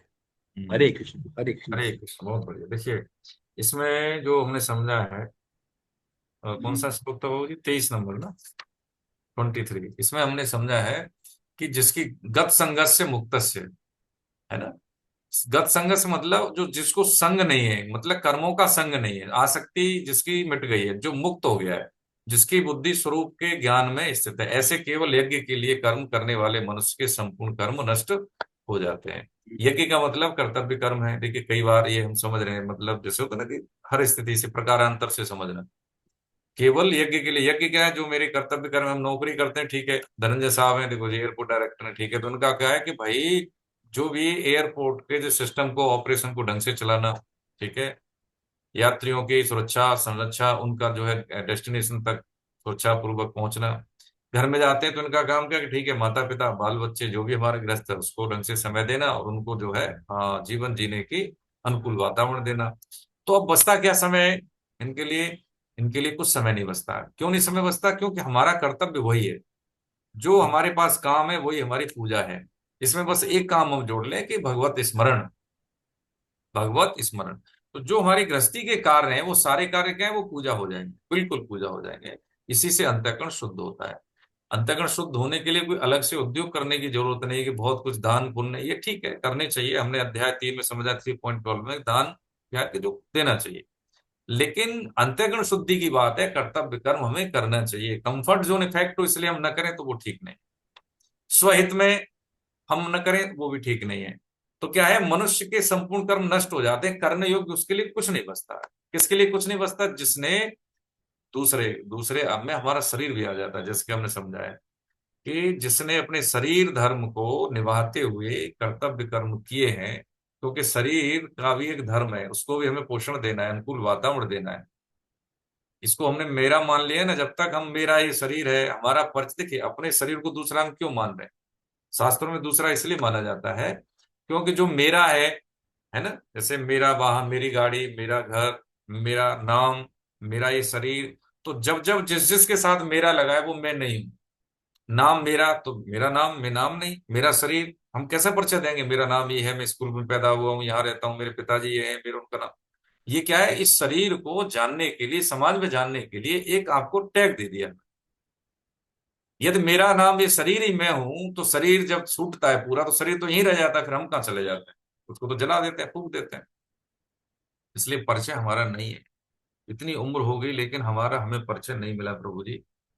इस सबसे बड़ी भूल है यही, है ना। तो ये जितनी जल्दी हो सकता है उतना हमारा इधर ध्यान रहे कि हम अपना स्वरूप बोध कर लें कि मैं हूं कौन। ठीक है, ये शरीर तो बदल रहा है, आज जैसा है 2 साल बाद वैसा नहीं रहेगा।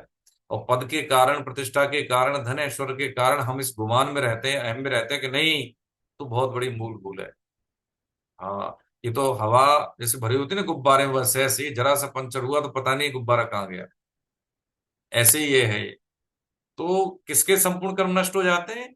जिसने अपने कर्तव्य कर्म को बिल्कुल ईमानदारी से निभाया है, सामान्य भाषा में समझ लें। उसका अंतःकरण शुद्ध होना कोई अलग से उद्योग करना नहीं है। उसके लिए दान पुण्य जैसी तीर्थ यात्रा कुछ भी नहीं है। देखिए, जब गंगा माता से पूछा गया कि महाराज आपने मुझे पाप धोने के लिए तो अवतरित कर दिया, ठीक है, जब राजा बलि, तो देखे ना भगवान का है तो चरणों तक है ये, है ना, माता गंगा, तो उन्होंने कहा कि जब मैं शुद्ध करते करते मैं जब मैली हो जाऊंगी तो मेरी शुद्धि कैसे होगी। तो उन्होंने बताया कि अरे संत महात्मा, है ना, महापुरुष जब आपको स्पर्श करेंगे तो बस आप वहीं से ऐसे शुद्ध हो जाएंगे। तीर्थ कुर्वन्ति तीर्थानि, यानी ऐसे ही महापुरुष तीर्थ को तीर्थ बनाते हैं, उनके लिए कुछ अतिरिक्त करने की आवश्यकता नहीं होती। स्वामी राम सुखदास जी महाराज देखिए ऋषिकेश में रहे, ज्यादातर है पूरा जीवन बिता दिया, 105 वर्ष की अवस्था, लेकिन कभी वो केदारनाथ बद्रीनाथ नहीं गए। और सारे तीर्थ धाम उनके पास ही आते थे विभिन्न रूप धारण करके। ये बात समझने की है, क्योंकि हम हो सकता है हमें लगता है हम गृहस्थ हैं, लेकिन कोई फर्क नहीं पड़ता, क्योंकि साधु संत उद्देश्य का नाम है, भेष का नाम नहीं है। हम पैंट शर्ट पहने हम गृहस्थ हैं, कोई बात नहीं है। आप देखिए ऐश्वर्य राजा जनक का उदाहरण भगवान ने दिया है, पूरी गीता में केवल एक ही नाम लिया जनक का, क्योंकि उनकी स्थिति स्थिति ऐसी थी, उनकी स्थिति ऐसी थी इसलिए नाम दिया है ना। तो ये उन्होंने बताया कि जो यज्ञ कर्म के लिए कर्म करता है, कर्तव्य कर्म के लिए कर्म करता है, ऐसे मनुष्य के लिए कुछ शेष नहीं बचता।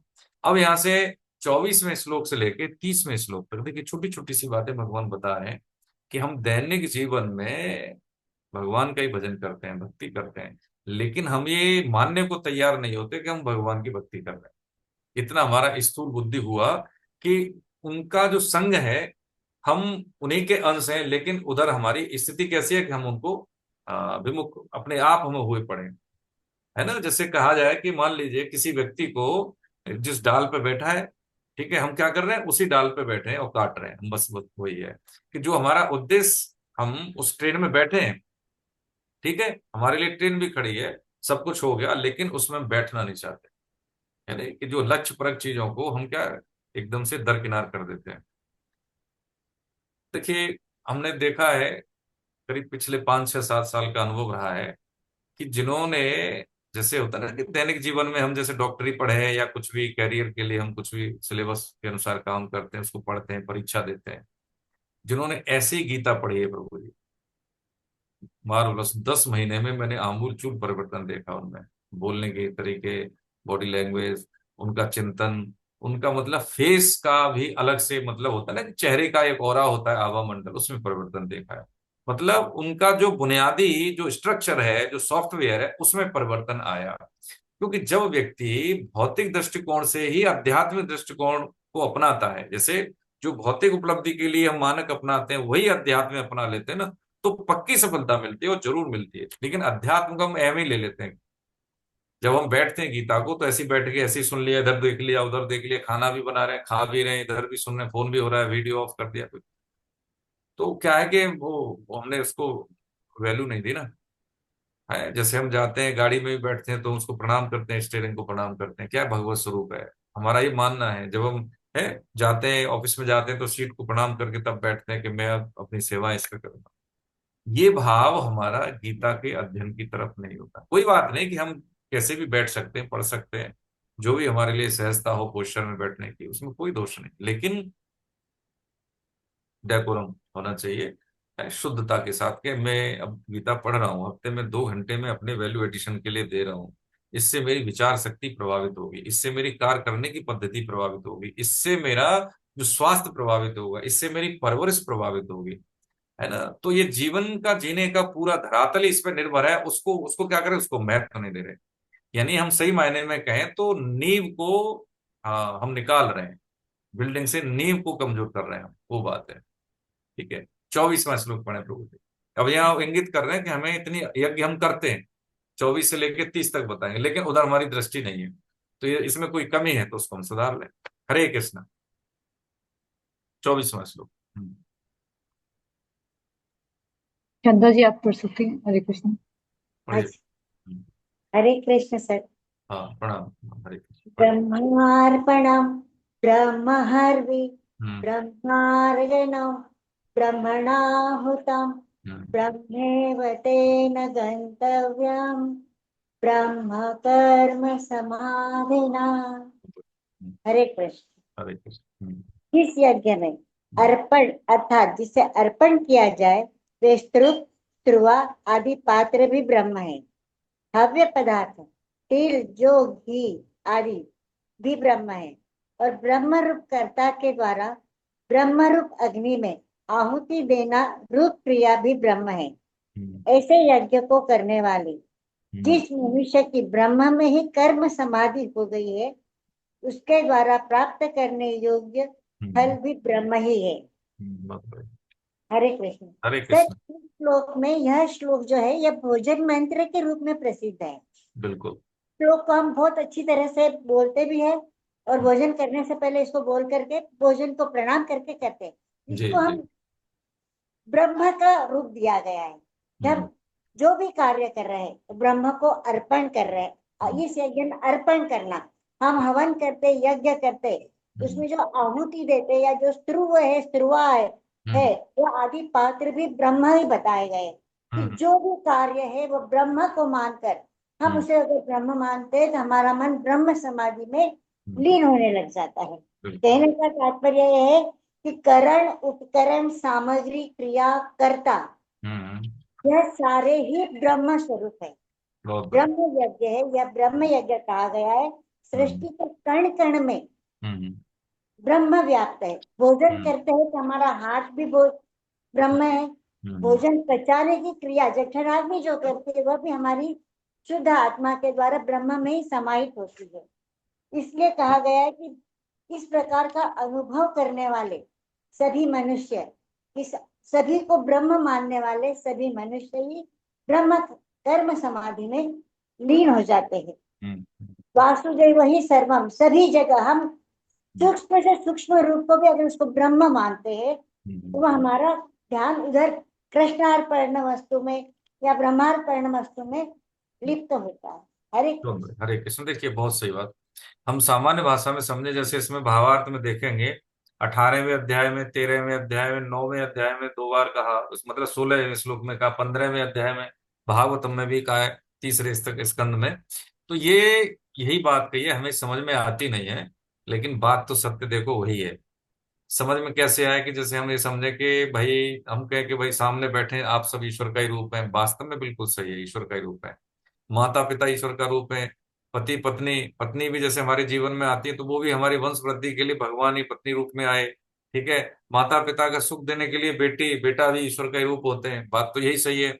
अब जब हम खाना खाते हैं तो खाना क्या है? देखिए, खाना खाने के बाद खाने से जो खून बनता है, हमारा उसमें कोई हस्तक्षेप नहीं। कोई हस्तक्षेप है? हमने तो बस बस कर लिया, 2 दांत इधर से मारे, 2 दांत इधर से मारे, बिल्कुल सट अंदर से गया भाई खाना। अब बचे कैसे, बचे खून बने कैसे हुए हमें ना पता। तो ये क्या, जठराग्नि एक विशेष प्रकार की अग्नि है। ये भगवान ने अपने आप को क्या अग्नियों में जठराग्नि कहा है, अध्याय 10 में, विभूति योग में। तो अब ये हम कहते हैं कि भैया भगवान को हमने देखा नहीं है, तो भगवान की सत्ता को समझने के लिए, उनके वाक्यों को समझने के लिए क्या चाहिए? वो दृष्टि चाहिए, वो बोध चाहिए। वो बोध हमें है नहीं। अर्जुन हमारा रिप्रेजेंट करते हैं। तो यहाँ पे क्या है कि भोजन जब हम खाते हैं तो खाने से पहले जैसे ब्रह्मार्पणम, ब्रह्म हवे, ब्रह्माग्नो ब्रह्मणाहुतम, ब्रह्मैव तेन गंतव्यम, ब्रह्म कर्म समाधिना। ये खाना खाने की पद्धति भी यदि हम अनुकरण करते हैं इसका, जैसा मैं बताया है, तो वो भी हमारे लिए वो यज्ञ यज्ञ है। कैसे? शुद्ध आय का सेवन। ठीक। और घर में किचन जैसा जो हमारा जो रसोई घर है उसमें क्या है? शुचिता, शुद्धता है। उसके बाद भगवान का भोग भोग लगा के उसको फिर जब हम पाते हैं और ये है बोलते हैं ऐसा, तो वो भी हमारा एक यज्ञ है। ये यज्ञ है। ये हमारी परंपरा है। ऐसे घर में जो बच्चे पलते हैं वो शुद्ध दिमाग के होते हैं, शुद्ध बुद्धि के। ठीक है। वो बच्चे कभी भी निकृष्ट कार्य नहीं करते, है ना। उसका स्वास्थ्य, उनका स्वभाव ठीक रहता है। वो राष्ट्र की, समाज की धरोहर होते हैं ऐसे बच्चे, है ना। तो ये भगवान ने बताया हमें कि ये यज्ञ जो जो खाना खाने जैसे द्रव्य यज्ञ हो रही है, बस उसी यज्ञ के समान है ये, है ना। क्योंकि कार्य करने के लिए, शक्ति का सृजन करने के लिए हम हव्य रूप में क्या करते हैं? खाना खाते हैं, शरीर को पोषण देते हैं। ठीक है। 2 पोषण होते हैं, एक तो शारीरिक आहार जैसे कि हम खाना खाते हैं, एक होता है हमारा क्या, कि हमारा बौद्धिक स्तर बनाने के लिए स्वाध्याय करना, सत्संग करना। ठीक है। एक है ना, इसके माध्यम से हमारा विचार शक्ति बलवती होती है। ठीक है। 25वां 26वां प्रभु जी पढ़े। हरे कृष्णा सर, मैं ये पढ़ देती हूँ क्योंकि उर्मिला जी उर्मिला दी, ट्रैवल कर रही है। सर, उर्मिला जी वो उनका मैसेज आया था, वो अच्छा रास्ते ठीक, में आए हैं, वो ज्वाइन तो किया, वो बोल नहीं पाएंगे। कोई बात नहीं, ठीक है, ठीक है प्रणाम सर। करिए। देवमेवापरे यज्ञं योगिन नः पर्युपासते ब्रह्माज्ञावपरे यज्ञं यज्ञेनैवोपजुह्वति श्रोत्रादीनीन्द्रियाण्यन्ये संयमाग्निषु जुह्वति शब्दादीन् विषयान्य इंद्रियाग्निषु जुह्वति। अन्य योगी लोग दैव यज्ञ भगवदर्पण रूप का ही अनुष्ठान करते हैं और दूसरे योगी लोग ब्रह्म रूप अग्नि में विचार रूप यज्ञ के द्वारा ही जीवात्मा रूप यज्ञ का हवन किया करते हैं। अन्य योगी लोग श्रोतादि समस्त इंद्रियों का संयम रूप अग्नियों में हवन किया करते हैं। दूसरे योगी लोग शब्दादि विषयों का इंद्रिय रूप अग्नियों में हवन किया करते हैं। तो जैसा आपने बताया कि कोई भी काम जो परमात्मा प्राप्ति के लिए या निष्काम भाव से कर्तव्य कर्म किया जाए वही यज्ञ है। तो इसमें दोनों ही श्लोकों में दो कॉन्ट्रास्टिंग उन्होंने एग्जांपल्स दिए हैं। पहले वाले में उन्होंने ये बोला है कि जैसे कुछ लोग होते हैं वो सोचते हैं कि अगर हम देवी देवताओं का यज्ञ हवन करेंगे तो और उससे हमारी इच्छाएं पूरी हो जाएंगी, वही यज्ञ है। लेकिन जो लोग समझते हैं कि हम परमात्मा प्राप्ति के लिए हर कर्तव्य कर्म हम परमात्मा को ही समर्पण करेंगे, वो असली यज्ञ है। दूसरे श्लोक में ये समझ में आता है कि जैसे अग्नि में जो भी पदार्थ डाला जाए वो उसी का रूप ले लेती है, वो उसको प्योर और शुद्ध कर देती है। इसी तरह से मेरे हिसाब से यहाँ पे अग्नि को एक प्रतीकात्मक रूप में यूज किया गया है। अगर हम आत्म संयम से अपनी हर इंद्रियों को की कामनाओं को संयम में रखें तो हम उनको भस्म कर सकते हैं।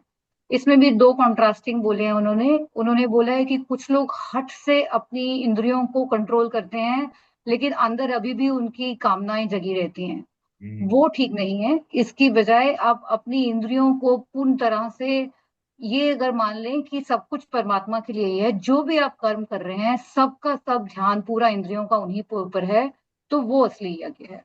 हरे कृष्णा। देखिए बहुत सुंदर बात कही आपने। इसमें देखिए क्या है कि हम कई बारी हमें बहुत ज्यादा अलग से होता है ना, हस्तक्षेप करना पड़ता है कि मेरे दिमाग में कोई बात आई, नहीं नहीं हमें ये नहीं सोचना चाहिए, लेकिन एक स्वतः ही वो आती नहीं दिमाग में। जैसे हम सामान्य सी उदाहरण लेते हैं, जैसे कोई एक सुंदर व्यक्तित्व हमें दिखाई दे गया, तो दो दृष्टिकोण होते हैं। एक तो क्या है कि उसको केवल शरीर के स्तर पर देखना, एक क्या है कि भगवान की कृति है देखो, होता है ना कई बारी, दोनों अलग अलग दृष्टिकोण है। तो यदि साधन करता है ना, तो उसके दृष्टिकोण में ऐसे जो वासना युक्त चीजें आएंगी नहीं। इंद्रिय संयम करने के लिए उसको अलग से कुछ करना नहीं, क्योंकि नाम में इतनी शक्ति है। नाम जैसे होता है ना, खाना खून बना देता है हमारा शरीर, ऐसी नाम हमारे अंतःकरण को शुद्ध करता है। खाने से शक्ति मिलती है हमको, नाम से हमारा अंतःकरण शुद्ध होता है। नाम से शुद्धता, उससे शक्ति, इससे शुद्धता। इसलिए शुद्ध हमारा खान पान और नाम से हमारी शुद्धता बनती है। इसलिए नाम जरूर हमें जप करना चाहिए, काम करते करते, समय मिले न मिले। हम देखें अभी भी बैठे हैं तो कुछ न कुछ चिंतन कर रहे हैं ना, ऐसे ही वो कुछ चिंतन हट जाता है संसार का, नाम भगवान का रहता है, तो हमारा भजन होता है, नित्य प्रति होता है। ठीक है। दूसरा, जैसे आगे की जो इसमें जो विभिन्न यज्ञ हैं हम समझ लेंगे इसको, 27 और 28वां, 29 और 30वां लगातार पढ़ दीजिए प्रभु जी। ठीक है, 29 30वां में हम समझ लेंगे क्योंकि दैनिक जीवन से संबंधित चीजें हैं, ये काम आएगी, है ना। हरे कृष्ण, पढ़िए 27 28। हरे कृष्ण सर। जी प्रणाम। सर्वाणीन्द्र कर्माणि प्राण कर्माणि चापरे आत्म संयम योगाग्नो जुहति ज्ञान दीपिते द्रव्य यज्ञास्तपो यज्ञा योग यज्ञास्तथा परे स्वाध्याय ज्ञान यज्ञाश्च यतयः संशीत व्रतः। अन्य योगी लोग संपूर्ण इंद्रियों की क्रियाओं को और प्राणों की क्रियाओं को ज्ञान से प्रकाशित आत्म संयम योग समाधि योग रूप अग्नि में हवन किया करते हैं। दूसरे कितने ही तीक्ष्ण व्रत करने वाले प्रयत्नशील साधक द्रव्यमय यज्ञ करने वाले हैं और कितने ही तपो यज्ञ करने वाले हैं और दूसरे कितने ही योग यज्ञ करने वाले हैं तथा कितने ही स्वाध्याय रूप ज्ञान यज्ञ करने वाले हैं। इन श्लोक में यह बताया गया है कि अपने इंद्रियों को वश में करने के लिए सबसे सरल तरीका है ज्ञान। ज्ञान को जैसे प्रमुख ये दिया है, ज्ञान से ही योगी लोग अपने मन को नियंत्रण करते हैं। और जब भी कोई विचार अपने मन में, जैसे मस्तिष्क में कोई बुरा विचार आता है, तो अपन इस विचार को सही रास्ता चुनने के लिए ज्ञान को प्रथम इम्पोर्टेंट देते हैं। जैसे ज्ञान से अपन सही रास्ता चुन लेते हैं। और यहाँ श्लोक में 4 यज्ञ बताए गए हैं, जैसे द्रव्य यज्ञ, योग यज्ञ, स्वाध्याय यज्ञ और ज्ञान यज्ञ। कुछ लोग धन के द्वारा और यज्ञ करते हैं, जैसे सबका कल्याण होता है। और कुछ लोग स्वाध्याय यज्ञ के द्वारा योग यज्ञ करते हैं, जो इनके द्वारा यज्ञ हो जाता है। जैसे आप ये स्वाध्याय यज्ञ हो रही है ये, बिल्कुल। हाँ। और तपो यज्ञ में है, जैसे अपन ये 11 कर रहे हैं, हाँ, व्यक्ति घोर परिश्रम करता है, चतुर्मास करता है, जिसे व्रत करके अपने तप से जो यज्ञ करते उसको तपो यज्ञ यज्ञ कहते हैं। और योग यज्ञ सत्य से अनुकूल कार्य करता है जो व्यक्ति, जैसे गीता पढ़ रहे हैं अपन, ये रामायण भागवत जी का पठन कर रहे हैं, इसे योग यज्ञ कहते हैं। इन सारे यज्ञ के द्वारा पालन करने पर व्यक्ति को मुक्ति प्राप्त जरूर होती है। हरे कृष्ण सर। हरे कृष्ण। देखिए इसमें विभिन्न यज्ञ हैं। ब्रह्म यज्ञ हमने समझा है, कर्ता करण उपकरण सब एक ही है, जैसे हमने समझा 24वें श्लोक में। भगवत अर्पण रूप यज्ञ का मतलब है क्रिया प्लस पदार्थ सब भगवान को अर्पण करना है, भगवत अर्पण हो गया। संयम का मतलब जैसे अभी मैडम भारती जी ने बताया कि एकांत काल में भी इंद्रियों को विषयों से प्रवर्तन होने देना, ये है संयम रूप यज्ञ। विषय यज्ञ क्या है? व्यवहार काल में इंद्रियों का संयोग भी हो ना व्यवहार काल में, तब भी उसमें राग द्वेष न हो, ये है ना। आगे द्रव्य यज्ञ, जैसे पदार्थों के द्वारा जैसे हवन करते हैं, ये द्रव्य यज्ञ में आती है। तपो यज्ञ यानी प्रसन्नता पूर्वक, ठीक है, विपरीत परिस्थिति में भी अपने कर्तव्य कर्म को निभाना, ये तप है, ठीक है। योग यज्ञ का मतलब है लाभ हानि में समान रहना, अध्याय 2 में समझा हमने योग यज्ञ। स्वाध्याय रूप यज्ञ का मतलब यही है, जैसे हम शास्त्रों का अध्ययन पठन पाठन ये करना है। प्राणायाम यज्ञ का मतलब है 29 और 30 में इसको हम समझाएंगे, ठीक है। 29 30वां पढ़ दीजिए प्रभु जी, इनके हिस्से में है, फिर इसको समापन हम यहीं तक ले पाएंगे आज, ठीक है। हरे कृष्ण। पढ़िए 29 30वां। 31वां शीला मैडम का जो है ना, जो क्रम है वो अगली क्लास में 29 30।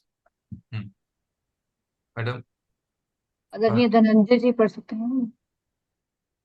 धनंजय साहब हैं, हाँ हाँ। हरे कृष्ण प्रभु जी, अभी तो थे सर। हरे कृष्ण सर। राम सर, हाँ दर्शन हो जाए, बहुत दिन में दर्शन हो रहे हैं आपके। प्रणाम प्रणाम। प्रणाम वंदन सर, हरे कृष्ण। ये 29 और 30 मेरे पास संस्कृत नहीं है तो हिंदी में ही हाँ हाँ बिल्कुल हिंदी में पढ़िए सर, कोई बात नहीं। दूसरे कितने ही प्राणायाम के परायण हुए योगी लोग अपान में प्राण का पूरक करके प्राण और अपान की गति रोककर कुंभक करके फिर प्राण को अपान का हवन रोचक करते हैं, तथा अन्य कितने ही नियमित आहार करने वाले प्राणों में हवन किया करते हैं। ये सभी साधक यज्ञों द्वारा पापों का नाश करने वाले और यज्ञों को जानने वाले हैं। हरे कृष्ण। हरे कृष्ण। देखिए सर, इसमें जो आपने आपके माध्यम से आज हम बिल्कुल जो अपने शरीर, व्यवहार और जीवन आयु से लेके है ये चीजें, स्वास्थ्य लेके आयु से संबंधित है चीजें। हमारे पास आयु के नाम पे वर्ष नहीं होते, श्वासें होती है। पहली बात, तस्मात् क्षात्रम प्रमाणन्ते, ये शास्त्र वेद है चीजें। आप सब जानते हैं कि देवरा बाबा श्वास के नियमन के कारण ही 24 घंटे में 3 घंटे उनकी आयु बढ़ती थी, ठीक है। इससे हमारे क्या होता है कि श्वास प्रक्रिया से प्राण अपान, 5 प्राण होते हैं मुख्यतः, अपान, प्राण, समान, जैसे ऊपर का उदान, उदान फिर प्राण फिर समान फिर अपान फिर व्यान पूरे शरीर में, ठीक है। इनका क्या है कि प्राणों का प्राणों में अपान का प्राण में हवन से मतलब, प्राण क्या होता है कि जब हम सांस को क्या बाहर निकालते हैं, एग्जिट करते हैं, इनहेल करते हैं, तो क्या है वो अपान है। अपान का मतलब जब प्राण, जब सांस जो है मूलाधार तक जाती है उसको कहते हैं जो प्राण का अपान में, और जब बाहर निकालते हैं तो कहते हैं कि अपान का प्राण में।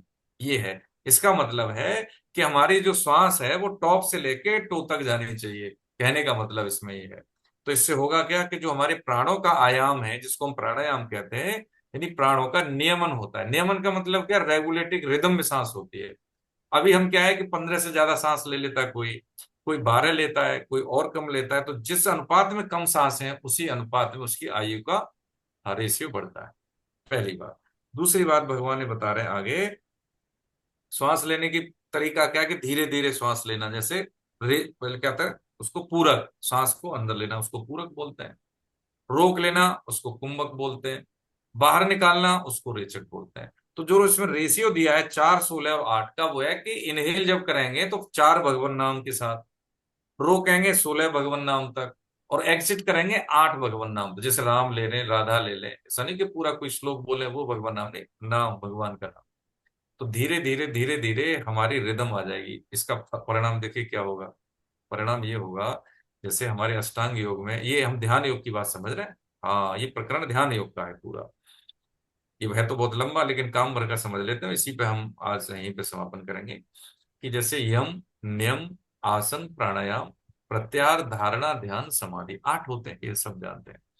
अब इसमें क्या है, यम के होते हैं। यम और नियम ये 2 ऐसे पैर हैं कि इन दोनों पैरों पे ही कोई भी योग सदता है। चाहे हम कर्म योग है, भक्ति योगी के साधक हैं, ज्ञान योगी के, ध्यान योग, कोई भी है, इसी पर टिकता है। सत्य व्यवहार में है तो चीजें अपने आप छट जाएंगी। व्यवहार में सत्य का अनुपालन करते हैं तो हमें क्या है, चीज याद नहीं करनी पड़ती है। ये सीपीयू बहुत एकदम शांत बढ़िया है ना। हाइपरटेंशन, स्ट्रेस मैनेजमेंट, बहुत अपने आप इसके इलाज हो जाते हैं। ठीक है। तो एक तो समझा हमने कि सत्य, अहिंसा, अपरिग्रह, अस्त्य, ब्रह्मचर्य, इसका साधन साधन जब हम कर लेते हैं, यम का साधन कर लेते हैं, तो आसन जब हम करते हैं, आसन का मतलब है शरीर को किसी विशेष पोस्चर में रखना और कुछ समय के लिए बनाए रखना। इससे क्या होता है कि हमारे शरीर का नाड़ी तंत्र शुद्ध होता है। दूसरा क्या है कि जो शक्ति केंद्र है वो एक्टिव हो जाते हैं। चितासन का मतलब होता है किसी भी आसन में जब हम 3 घंटे बैठ लेते हैं तो ये है ना, सहस्त्रार चक्र एक्टिव हो जाता है। उसके लिए बहुत सारे साधन करने होते, उसकी जरूरत नहीं होती। 2 घड़ी, 2 घड़ी का मतलब है 48 मिनट किसी आसन में बैठ जाते हैं तो वहां से आरंभिक समय है वो। जैसे पद्मासन में बैठ गए, सिद्धासन में बैठ गए, वज्रासन में बैठ गए। तो जो आरंभिक जो ध्यान योग का साधक है वो क्या करता है, वो इन आसनों को बैठने के प्रयास करता है। लेकिन जिसका ब्रह्मचर्य नहीं सदा हुआ तो वो कभी जितासन होता भी नहीं है। इसलिए अपनी रुचि और क्षमता के अनुसार ही हमें साधन करने हैं। भगवान ने तो सारे आयाम बताए, सारे स्टेप बताए, लेकिन हमारी क्षमता और रुचि किसमें, कर्मयोग में। तो ये ध्यान योग का ये क्या है कि इसमें ये कर्ण सापेक्ष शैली है ना। जीवन को भगवत प्राप्ति के लिए कर्ण सापेक्ष, यानी इसमें इंद्रियों का क्या करना है और अपने पूरी ज्ञान इंद्रिय कर्म इंद्रियों का सहारा लेके हम आगे बढ़ते हैं। इसको बोलते हैं कर्ण सापेक्ष। और जिसकी हम बात कर रहे हैं वो क्या है, कर्ण निरपेक्ष। इसमें समय भी लगता है, शक्ति भी लगती है और फिसलन ज्यादा है। उसमें न समय लगता है, न ज्यादा शक्ति लगती है, फिसलन कम है। इसलिए भगवान ने बार बार कहा है अर्जुन को कि तेरे लिए कर्मयोग अनुशंसित है। सामान्य जानकारी के लिए इसलिए जरूरी है ये, ताकि हम दैनिक जीवन में श्वास पद्धति से अवेयर हो जाएं, हमारा शरीर स्वस्थ रहे। साधन तो यही है ना। तो नाड़ियां हमारी अशुद्ध हो जाती है। श्वास क्या है, नाड़ियों के माध्यम से प्राणों का प्रभाव होता है शरीर में। नाड़ी का मतलब नस नहीं होती, सूक्ष्म रूप में होती है। 72,000 नाड़ियां शरीर में, मुख्यतः 3 नाड़ी, इड़ा, पिंगला और सुषुम्ना। जब इन नाड़ियों में अवरोध पैदा होता है तो हमारी सांसें उथली होती हैं, हमारा जो यौगिक श्वसन नहीं होता। तो पहले प्राणायाम को साधने से पहले, कोई सा भी प्राणायाम करें उससे पहले नाड़ी शोधन हमें करना चाहिए। उससे क्या होता है कि जब हम किसी व्यवहार में, घर परिवार में कोई हम पे क्रोध करता है और हम उसका जवाब नहीं दे पाते हैं तो क्या होता है, हमारी नाड़ियां अवरुद्ध हो जाती हैं, गांठ लग जाती है स्वभाव में, है ना। तो कभी कभी क्या है कि जैसे देखा होगा पति का व्यवहार ठीक नहीं है तो उनको क्या हो जाता है, पत्नियों को डायबिटीज हो गया, शुगर हो गया, थायराइड भी हो जाता है। कभी कभी अपनी बात नहीं कह पाती, विशेषकर माताएं बहन। बच्चों के साथ भी कभी होता है ऐसा। तो ऐसे वातावरण के लिए जरूरी क्या है कि ये बहुत जरूरी है कि हम अपना स्ट्रेस मैनेजमेंट के लिए जो यौगिक क्रिया है उनका हम सहारा लें और गीता के साधक बनाएं इस घर परिवार में। तो उनको भी पता लगना चाहिए कि मेरी वजह से क्या क्या नुकसान हो रहे हैं, और उनको मतलब बहुत मतलब भगवतिक दंड का भागी बनना पड़ेगा। देखो, ऐसा नहीं करना चाहिए किसी को, चाहे वो पति है या पत्नी या कोई भी और संबंधी।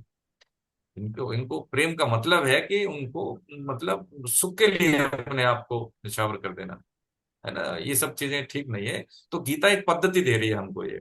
तो यहाँ पे ये जो 29वां 30वां श्लोक है, ये बिल्कुल दैनिक जीवन से और एकदम प्रत्यक्ष रूप से हमारे जीवन से जुड़ा हुआ है, व्यवहार से जुड़ा हुआ है, और घर की सुख शांति से जुड़ा हुआ है ना। इसके शरीर का यानी स्वास्थ्य, स्वभाव और स्वाध्याय तीनों इससे प्रभावित होते हैं, है ना। उतावला स्वभावला, उस व्यक्ति में धैर्य आ जाएगा। कोई भी चुनौती आई तो उतना स्पेस ले लेगा कि मैं इसको कैसे फेस करूं, है ना। देखा होगा डॉक्टर के पास मरीज बहुत परेशानी में जाता है, कष्ट में जाता है, तो अच्छे डॉक्टर क्या करते हैं, धैर्य से सुनते हैं उसकी बात, उसको आकलन करते हैं, और जितना समय चाहिए उतना समय लेते हैं, वो हड़बड़ी नहीं करते, वो ठीक भी करते हैं। ऐसे ही जो साधक है वो कभी भी सावधानी को नहीं छोड़ता है, वो जिस काम में जितना वक्त चाहिए उतना लगाता है, हड़बड़ी में नहीं रहता। साधक वही परम सुजान, सुनत चित्त रति करे। इस बात को, फॉर्मूले को हम मान लें प्रभु जी। ठीक है, आगे फिर हम फिर बाद में लेंगे, आज हम यही विराम लेते हैं। इसमें कोई शंका हो तो बताएं।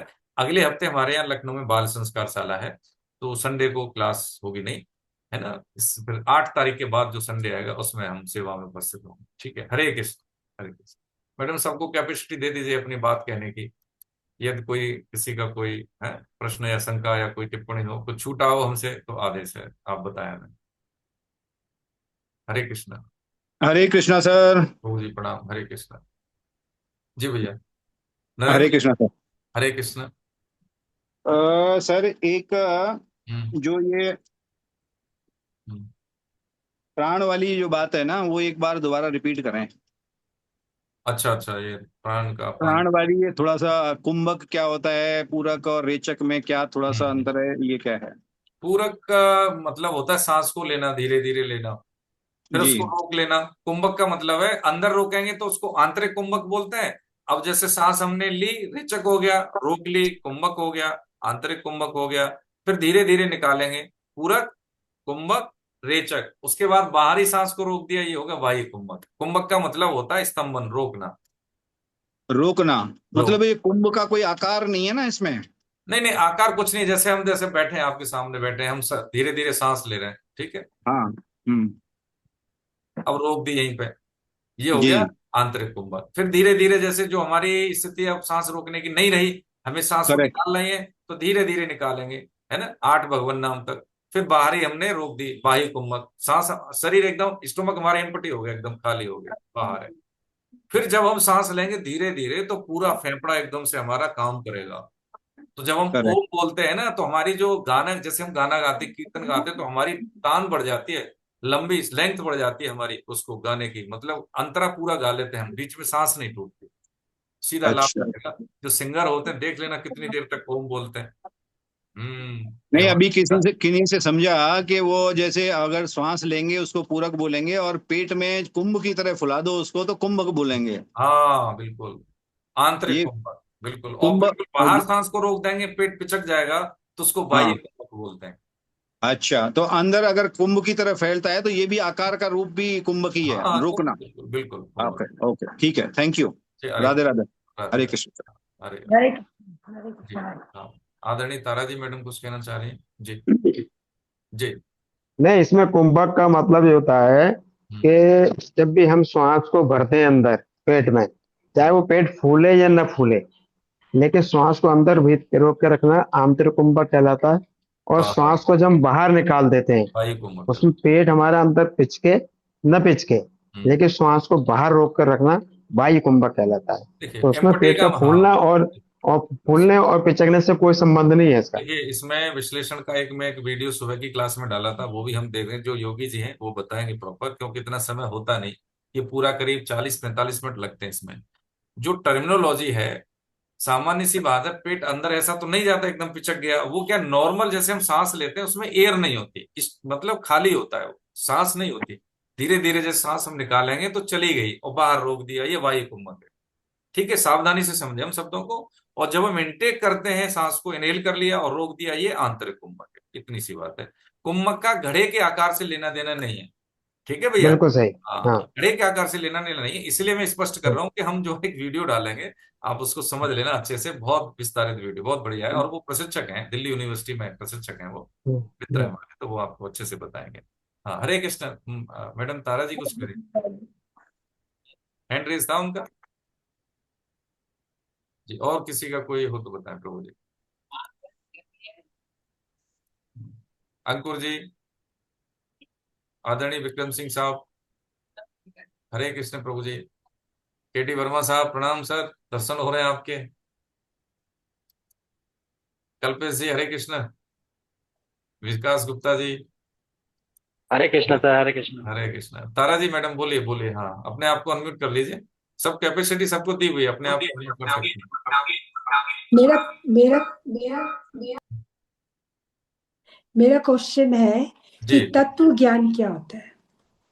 हाँ, तत्व ज्ञान का मतलब ये है कि देखिए, आत्मज्ञान तत्व ज्ञान एक ही बात है, ठीक है। अच्छा। हाँ, तत्व ज्ञान या आत्मज्ञान एक ही बात है, इसमें कोई अंतर नहीं है। ज्ञान को जब हम तत्व ज्ञान को बाहरी दृष्टि से देखते हैं तो इसका मतलब है हमें अपना बोध होना ही तत्व ज्ञान है, स्वरूप का बोध होना ही आत्मज्ञान है। आत्मा से मतलब स्वयं से होता है ना। हाँ, आत्मा अभी क्या, हमने शरीर भाव में है हम, इसलिए हम जो भगवान जैसी सत्ता को भी द्वंद में देखते हैं। जैसे अभी हमने समझा द्वंद्वातीत, द्वंद से रहित होना। द्वंद से रहित होने का मतलब है कि जैसे हम बेटा से मिल रहे हैं या पारिवारिक जनों से मिल रहे हैं और किसी से मिल रहे हैं तो दो रूप में मिल रहे हैं, एक मैं एक सामने वाला। ऐसे ही हम भगवान की उपलब्धि को या भगवत प्राप्ति को दो द्वंद द्वय में देखते हैं। ऐसा नहीं है। जो शक्ति बैठी है, जैसे हम बैठे हैं, मैं हूं, तो ये मेरा होना भगवान का होना है। जो शक्ति संचालित है वो भगवान का ही तो अंश है। ये बोध हो जाना, ठीक ठीक। देखो, पश्यते पश्यते है ना। पश्य एक होता है देखना, पश्य, और विपश्य जिसको हम विपश्यना प्रक्रिया कहते हैं, वो ठीक ठीक देखना। साधन परायण होने से हमारी दृष्टि ठीक ठीक देखने वाली हो जाती है। ठीक है मैडम, ये बात है। ये समझ में अभी आती नहीं है, लेकिन जब हम अनुसरण करते हैं सिद्धांतों का तो हमारा अंतःकरण शुद्ध होता है और फिर अनुभूतियां धीरे धीरे निखरती हुई वहां तक पहुंच जाती हैं कि हमें अपना स्वरूप का बोध हो जाता है। हमारे शरीर में और हम में अंतर है, जो पहले अंतर है तो बाद में भी अंतर होता है, तभी वो अलग होता, नहीं तो होता नहीं। है ना। चिज्जड़ गिनती की बात हम समझते हैं कि जब जो चेतन सत्ता और जड़, जड़ और चेतन का जब संयोग होता है, जैसे हमने वो रखी, मान लीजिए चुंबक है, ठीक है, मैग्नेट रख दिया, उसको कपड़े से ढक दिया, तो उसमें कोई हलचल नहीं होगी। चुंबक में किसमें हलचल होगी? लोहे में, लोहे के टुकड़ों में। बस इतनी सी बात है कि हमारा जो शरीर चल रहा है ना, वो भगवत सत्ता से ही चल रहा है, लेकिन हमें बोध नहीं है।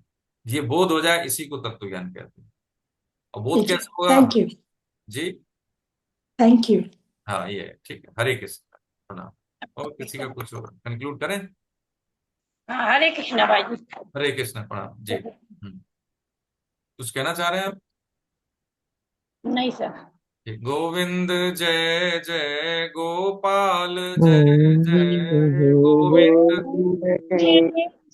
गोपाल जय जय जय जय राधा रमण हरे गोविंद, जय जय राधा रमण हरे गोविंद जय जय जय गोविंद, जय जय गोपाल, जय जय गोविंद, गोविंद जय जय गोपाल जय जय जय राधा रमण हरे गोविंद, जय जय राधा रमण हरि गोविंद जय जय श्री राधा रमण हरे गोविंद, जय जय राधा रमण हरि गोविंद जय जय नाम संकीर्तनम यस्य नाम संकीर्तनम यस्य सर्व पाप प्रणाशनम सर्वपापनाशनम् प्रणामो दुख शमनस्तम नमामि हरिं परम। प्रणामो दुःखशमनमामि हरिं परम्। बोलो बांके बिहारी लाल की जय। बोलो राधा जय गोविंद देव सरकार की। जय अपने अपने गुरु भगवान की, जय संतों की, जय सब भक्तों की, जय अनंत कोट वैष्णव वृंद की, जय दृश्य अदृश्य पुण्य आत्माओं की, जय पिता माता की, जय आज के आनंद की, जय तो जय जय श्री राधे। हे नाथ, हे नाथ हे मेरे नाथ, हे मेरे नाथ, मैं कृपा करो, मुझ पे कृपा करो, मैं आपको भूलूं नहीं, मैं मैं आपको आपको भूलूं मैं नहीं, केवल आपका हूँ, मैं मैं केवल केवल आपका हूँ, आप ही केवल मेरे हैं। आप ही केवल मेरे। बहुत बहुत वंदन प्रणाम आप सबको। आदरणीय कुलदीप साहब, आदरणीय मैडम भारती जी, आपके सहयोग से हमारा क्लास मैनेज होता है, हम सबका समय का सदुपयोग होता है, समय बर्बाद नहीं होता। बहुत बहुत वंदन आपके सहयोग के लिए। आप सबको प्रणाम। हरे कृष्ण प्रभु जी, हरे कृष्ण। हरे हरे कृष्ण। कृष्ण। का तो हम हरे सदुपयोग करें, कृष्ण। अपना स्वाध्याय करें जैसे भी है, क्योंकि पेपर परीक्षा होगी पहले शतक की जून के अंतिम सप्ताह में। ठीक है, तो जो हमने पढ़ लिया है उसको रिपीट करें। जो हमने एक बार हम निवेदन कर देते हैं कि जो उद्देश्य राइटिंग, एक हमने नोटबुक के लिए बोला था कि अपने जैसे हम श्लोक हमारे हिस्से में आता है अपने भाव में बोलते हैं, उसकी एक्सप्लेनेशन ऐसे ही हम उसको लिख लें 2-2 लाइन में, तो कोर्स समाप्ति तक पक्की बात है पूरी जिम्मेदारी के साथ बहुत अच्छे साधक बन जाएंगे हम। हाँ, ये देख लें, हम 10 महीने के बाद बात करना कोर्स की समाप्ति के बाद। बहुत से साधक तो देखिए 1-1 2-2 बार पढ़ चुके हैं, तो उनकी स्थिति बहुत अच्छी है, पता लगता है जब वो व्याख्या करते हैं। तो हरे कृष्ण, हरे कृष्ण, प्रणाम। हरे हरे हरे कृष्ण।